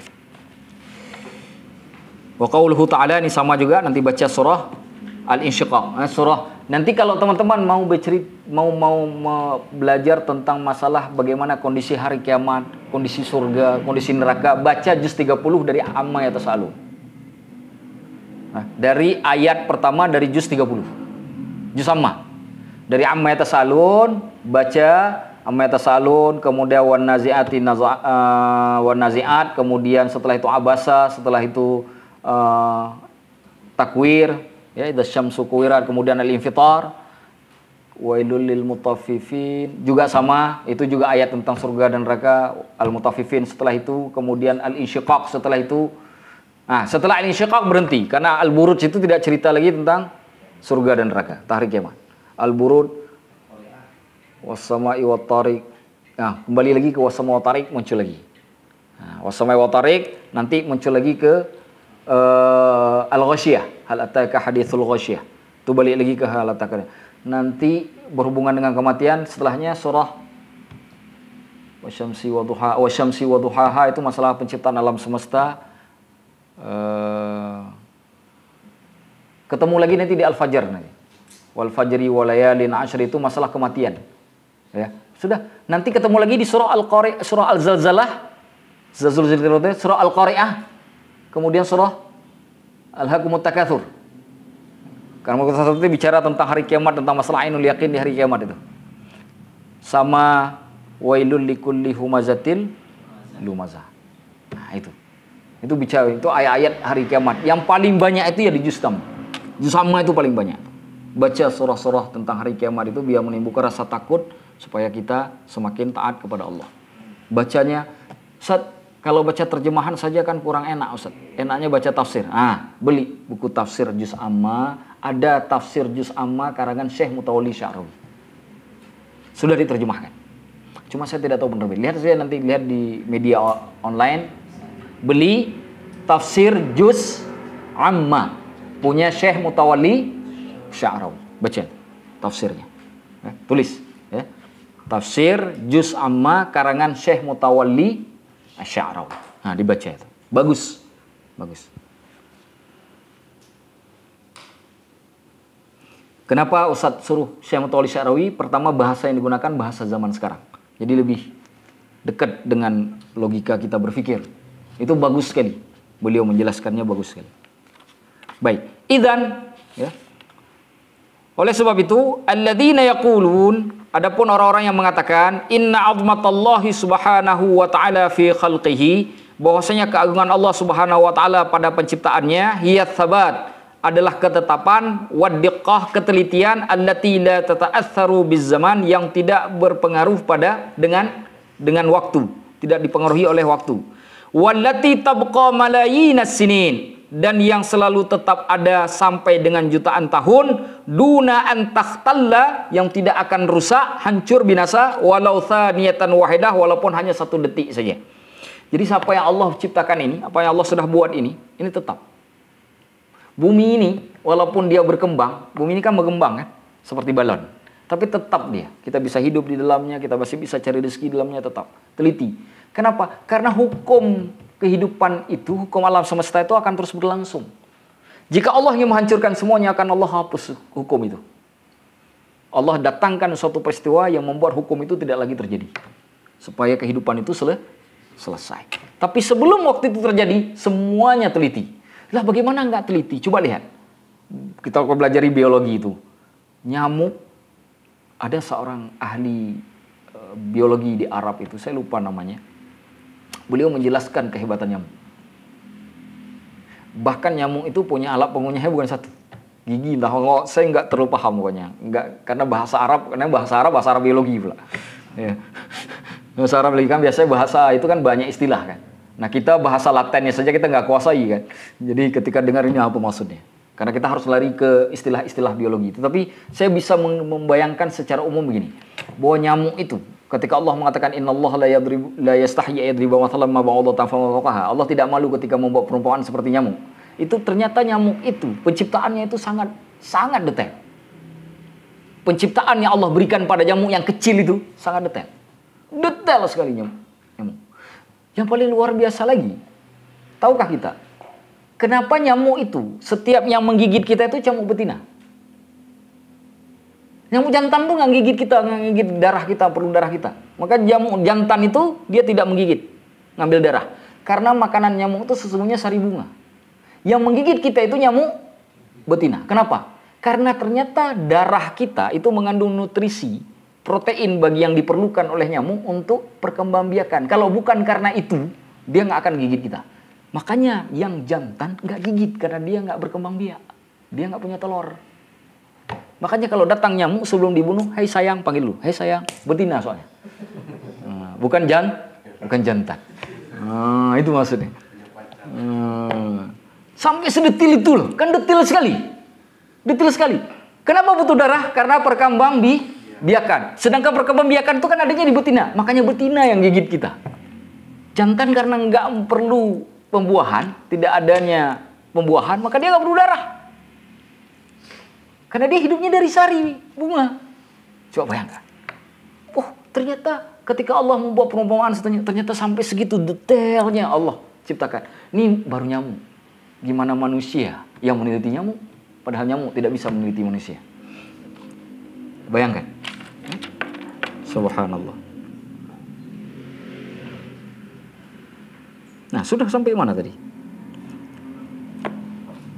Wa naqulu lahum, kita mengatakan kepada mereka, hadhihi maujudah, ini ada. Artinya ketetapan-ketetapan ketelitian itu ada. Wanzuru ilal qawaninil kauniyah wa diqqatiha. Dan lihatlah kepada kaedah-kaedah alam semesta dan ketelitiannya. Wa kaifa annaha lam tata'athar bizaman, bagaimana dia belum berpengaruh dengan dipengaruhi oleh waktu. Maksud saya itu begini. Bumi ini kan sudah tua ya. Sesuatu yang tua itu pasti punya pengaruh. Contoh begini. Seorang perempuan, ketika dia sudah tua, ototnya sudah lemah, tidak bisa lagi reproduksi, tidak ada lagi keluar haid. Ya kan? Nggak ada lagi haid, nggak ada lagi nifas, nggak ada lagi yang begitu-begituan. Sudah berubah karena dipengaruhi oleh waktu. Bumi ini kan seharusnya kan sudah sangat tua nih. Harusnya dipengaruhi oleh waktu juga dong. Kalau kita nanam ubi sekarang, harusnya nggak sama dulu cepat berbuahnya seperti dulu. Kalau kita nanam rambutan. Kalau dulu mungkin masa panennya dalam seminggu udah, karena dia masih segar kan bumi ya. Sekarang harusnya kan setahun baru berbuah. Tapi enggak, siklus itu tetap nggak jauh berbeda.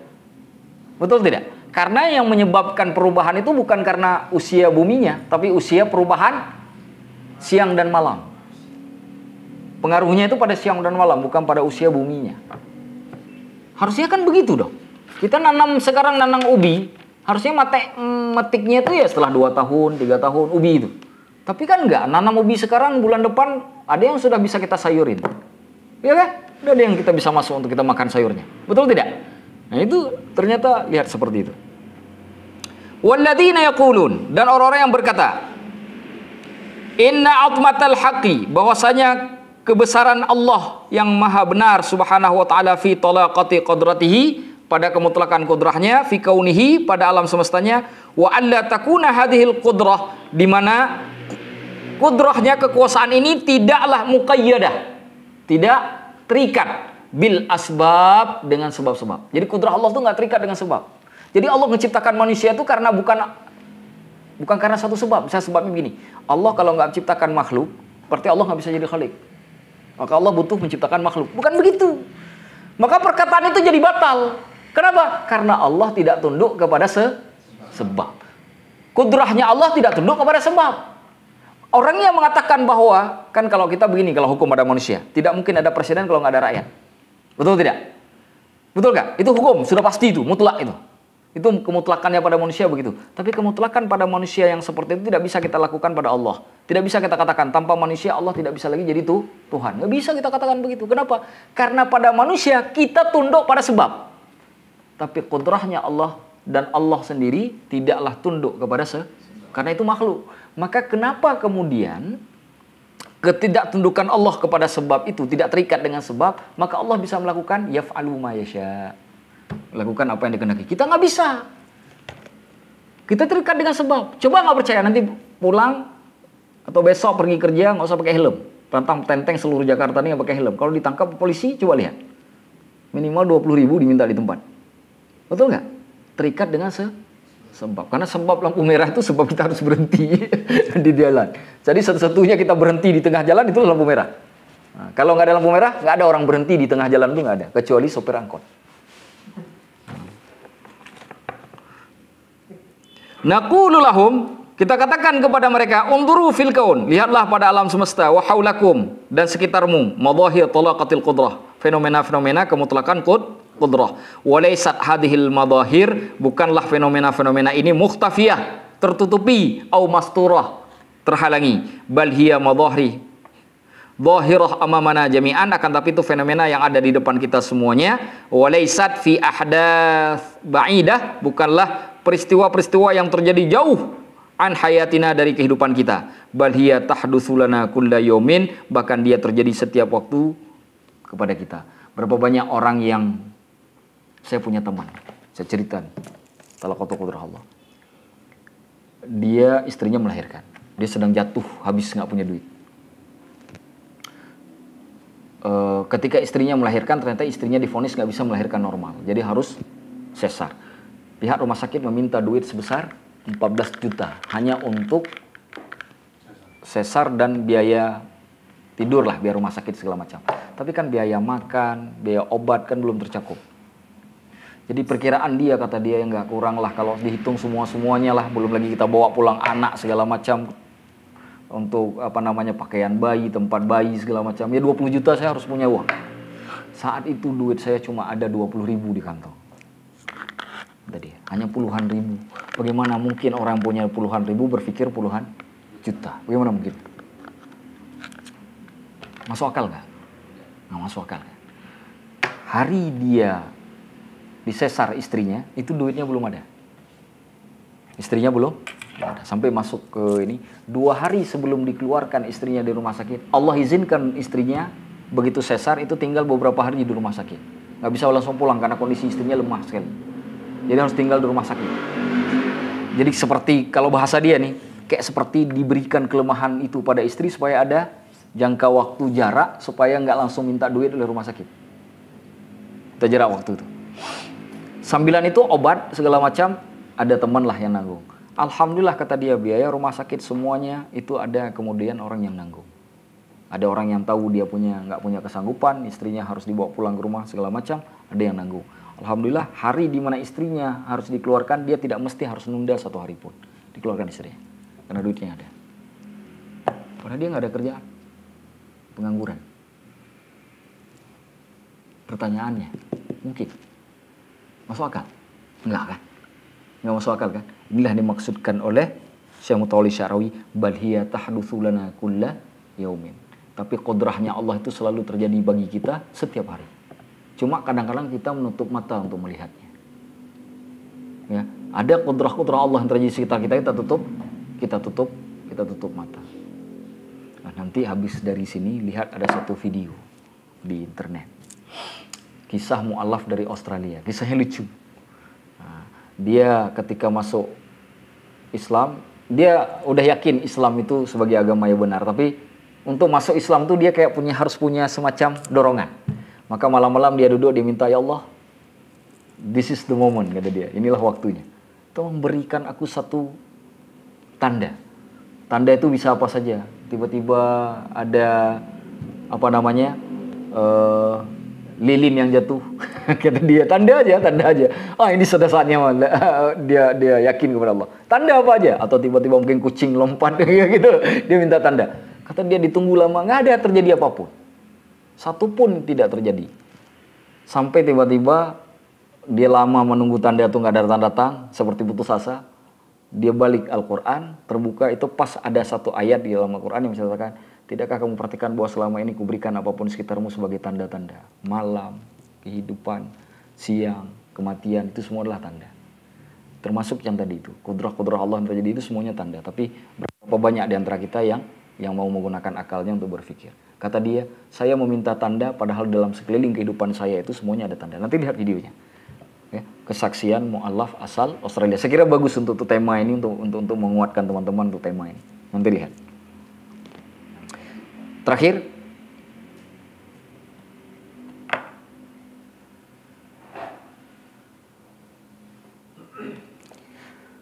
Wa idza saha insanun min qalbihi, apabila manusia berteriak dari hatinya, dalam hatinya. Rabbuna kabir, Tuhan kita maha besar. Au Rabbuna maujud, atau Tuhan kita ada. Au Rabbuka yumahilu wala yumahil, wala yuhmil. Tuhanmu itu memperhatikan dan tidak menyia-nyiakan. Fa makna dzalika, makna yang demikian itu kan kita ada kadang-kadang kan tiba-tiba melihat sesuatu yang istimewa kita ucapkan apa? Subhanallah. Apa yang terfikirkan oleh kita ketika hati kita mengatakan subhanallah? Apa yang ada dalam hati kita? Kita mengatakan subhanallah, Allahu Akbar. Kan sering tuh kan kita sebut melihat suatu fenomena di alam semesta ini luar biasa. Kita pergi ke puncak tiba-tiba melihat sesuatu, kita ucapkan subhanallah, Allahu Akbar. Apa yang terfikirkan? Apakah itu cuma bahasa yang muncul di lidah tanpa diikuti oleh rasa di hati? Apa yang muncul? Nih jawabannya. Fa makna dzalika, makna yang demikian itu annahu, bahwasanya orang tersebut dia ra'a talaqata qudratillah. Dia melihat kemutlakan kudrahnya Allah. Gitu. Jadi setiap kita bilang subhanallah ini itu yang kita lihat. Kudrahnya Allah yang kita lihat, bahwa kedosaan Allah, kemampuan Allah, kemahabesaran Allah, keagungan Allah itu eksis di alam semesta. Tansifu madluman, yang tidak akan mungkin dizalimi. Au tantaqim min dhalim, tansifu madluman, yang menolong orang yang dizalimi, wa tantaqim min dhalim, atau membalas dendam kepada yang mendoli. Au tansiru dhaifan, atau menolong yang lemah, ala qawiyyin, atas orang yang kuat. Maka coba lihat, ada orang yang dizalimi tapi lepas. Dicari-cari sama penguasa yang zalim. Seperti Nabi Musa dikejar-kejar oleh Firaun. Tapi lepas. Itu kudrah Allah. Karena bagaimana mungkin orang yang tidak punya kekuatan lepas dari orang yang punya kekuatan? Kalau bukan yang menyelamatkannya yang maha kuat. Kan begitu logikanya.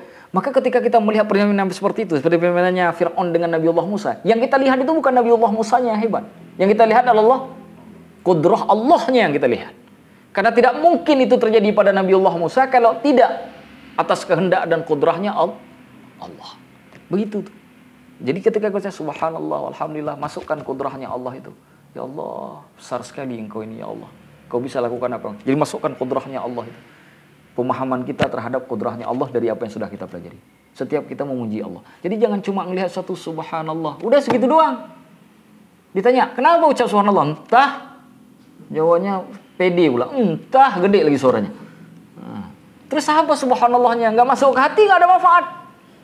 Masukkan ke hati tentang Quran. Nah sekarang kita ngerti maknanya. Jadi ketika kita cakap alhamdulillah, kita katakan Allahu Akbar, kita katakan subhanallah, yang bermain di hati itu adalah melihat kebesaran dari kemutlakan kudrahnya Allah.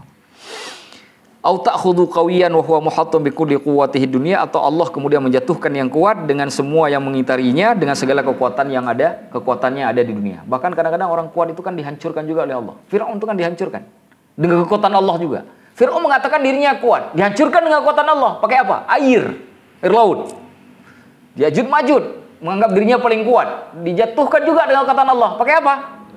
Pakai belatung. Ya, masuk ke leher. Tak bisa bernafas, tak bisa bicara, mengap-megap, mati. Jelek betul mati.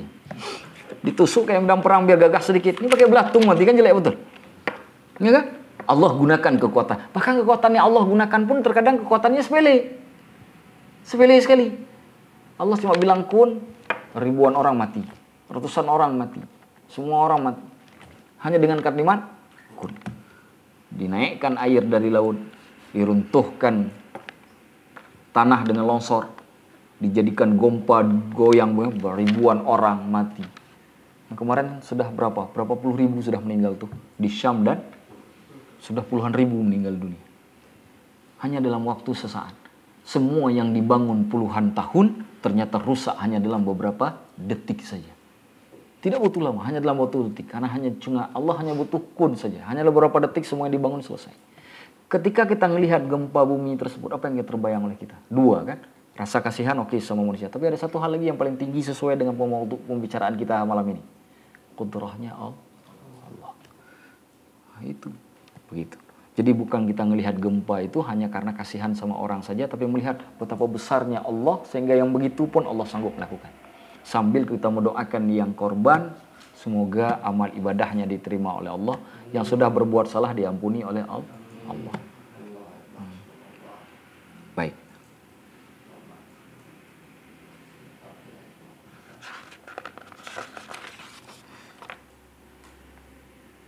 Saya kira itu saja untuk malam ini, teman-teman ya. Kita sudah di halaman 51. Insyaallah sekali pertemuan lagi kita habiskan bab qudrah. Jadi kita masih bab qudrah sekali lagi ya. Setelah itu kita baru membahas tentang makna ayat laisa kamitslihi syai'un, bahwa Allah itu tidak sama dengan segala sesuatu. Jadi kita masih ada sekali pertemuan lagi tentang terkait dengan qudrahnya Allah. Baik. Saya kira itu saja untuk malam ini, teman-teman. Sebelum kita berpindah tempat, nanti kita sama-sama baca Asmaul Husna terlebih dahulu. Saya mohon maaf jika ada kesalahan. Semoga apa yang kita pelajari tentang qudrahnya Allah itu bukan hanya pemahaman secara pikiran, tapi pemahaman secara kalbu. Karena yang paling hati itu pemahaman kita kepada qudrah Allah itu harus masuk. Kalau orang tidak memahami qudrahnya Allah, maka galau, gelisah, sakit hati, puyeng, beban hidup, itu penyakit. Itu penyakit hati yang selalu datang pada orang yang tidak memasukkan qudrah Allah ke dalam hatinya. Tapi orang yang sudah memahami qudrahnya Allah, dia tak lagi sedih, dia tak lagi galau, dia santai. Hidupnya itu ringan betul. Ringan betul hidup. Nggak ada beban. Nah, ngajar ada orang 1000, oke. Ngajar 2 orang pun oke. Kenapa? Karena dia bukan itu yang dia cari. Yang dia cari adalah Allah, bukan orang. Jadi begitu. Nah, begitu juga teman-teman. Yang belajar, mau dingin datang, mau panas datang. Kenapa? Karena yang dicari itu bukan apapun. Yang dicari itu adalah Allah, karena ada qudrah Allah di situ.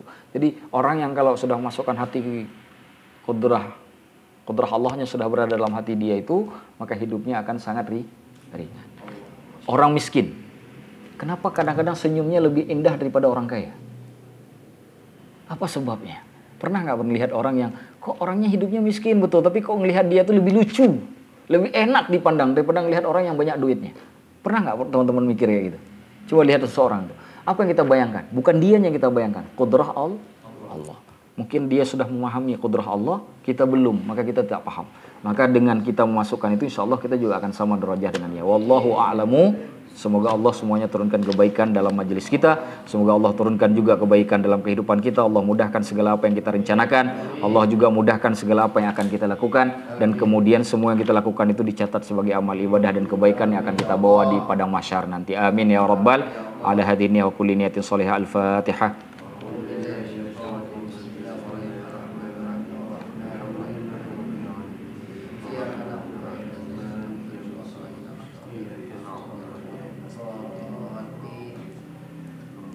Terima kasih teman-teman, kita sudah tutup dengan Al-Fatihah. Tidak kita tutup lagi dengan doa kafaratul majelis, karena tadi kita tidak mulai dengan doa. Kita baca Asmaul Husna. Jangan lupa setelah ini saya akhiri sampai di sini. Allahu wa iyyakum ajmain. Aqulu qouli hadza wa astaghfirullahal azim.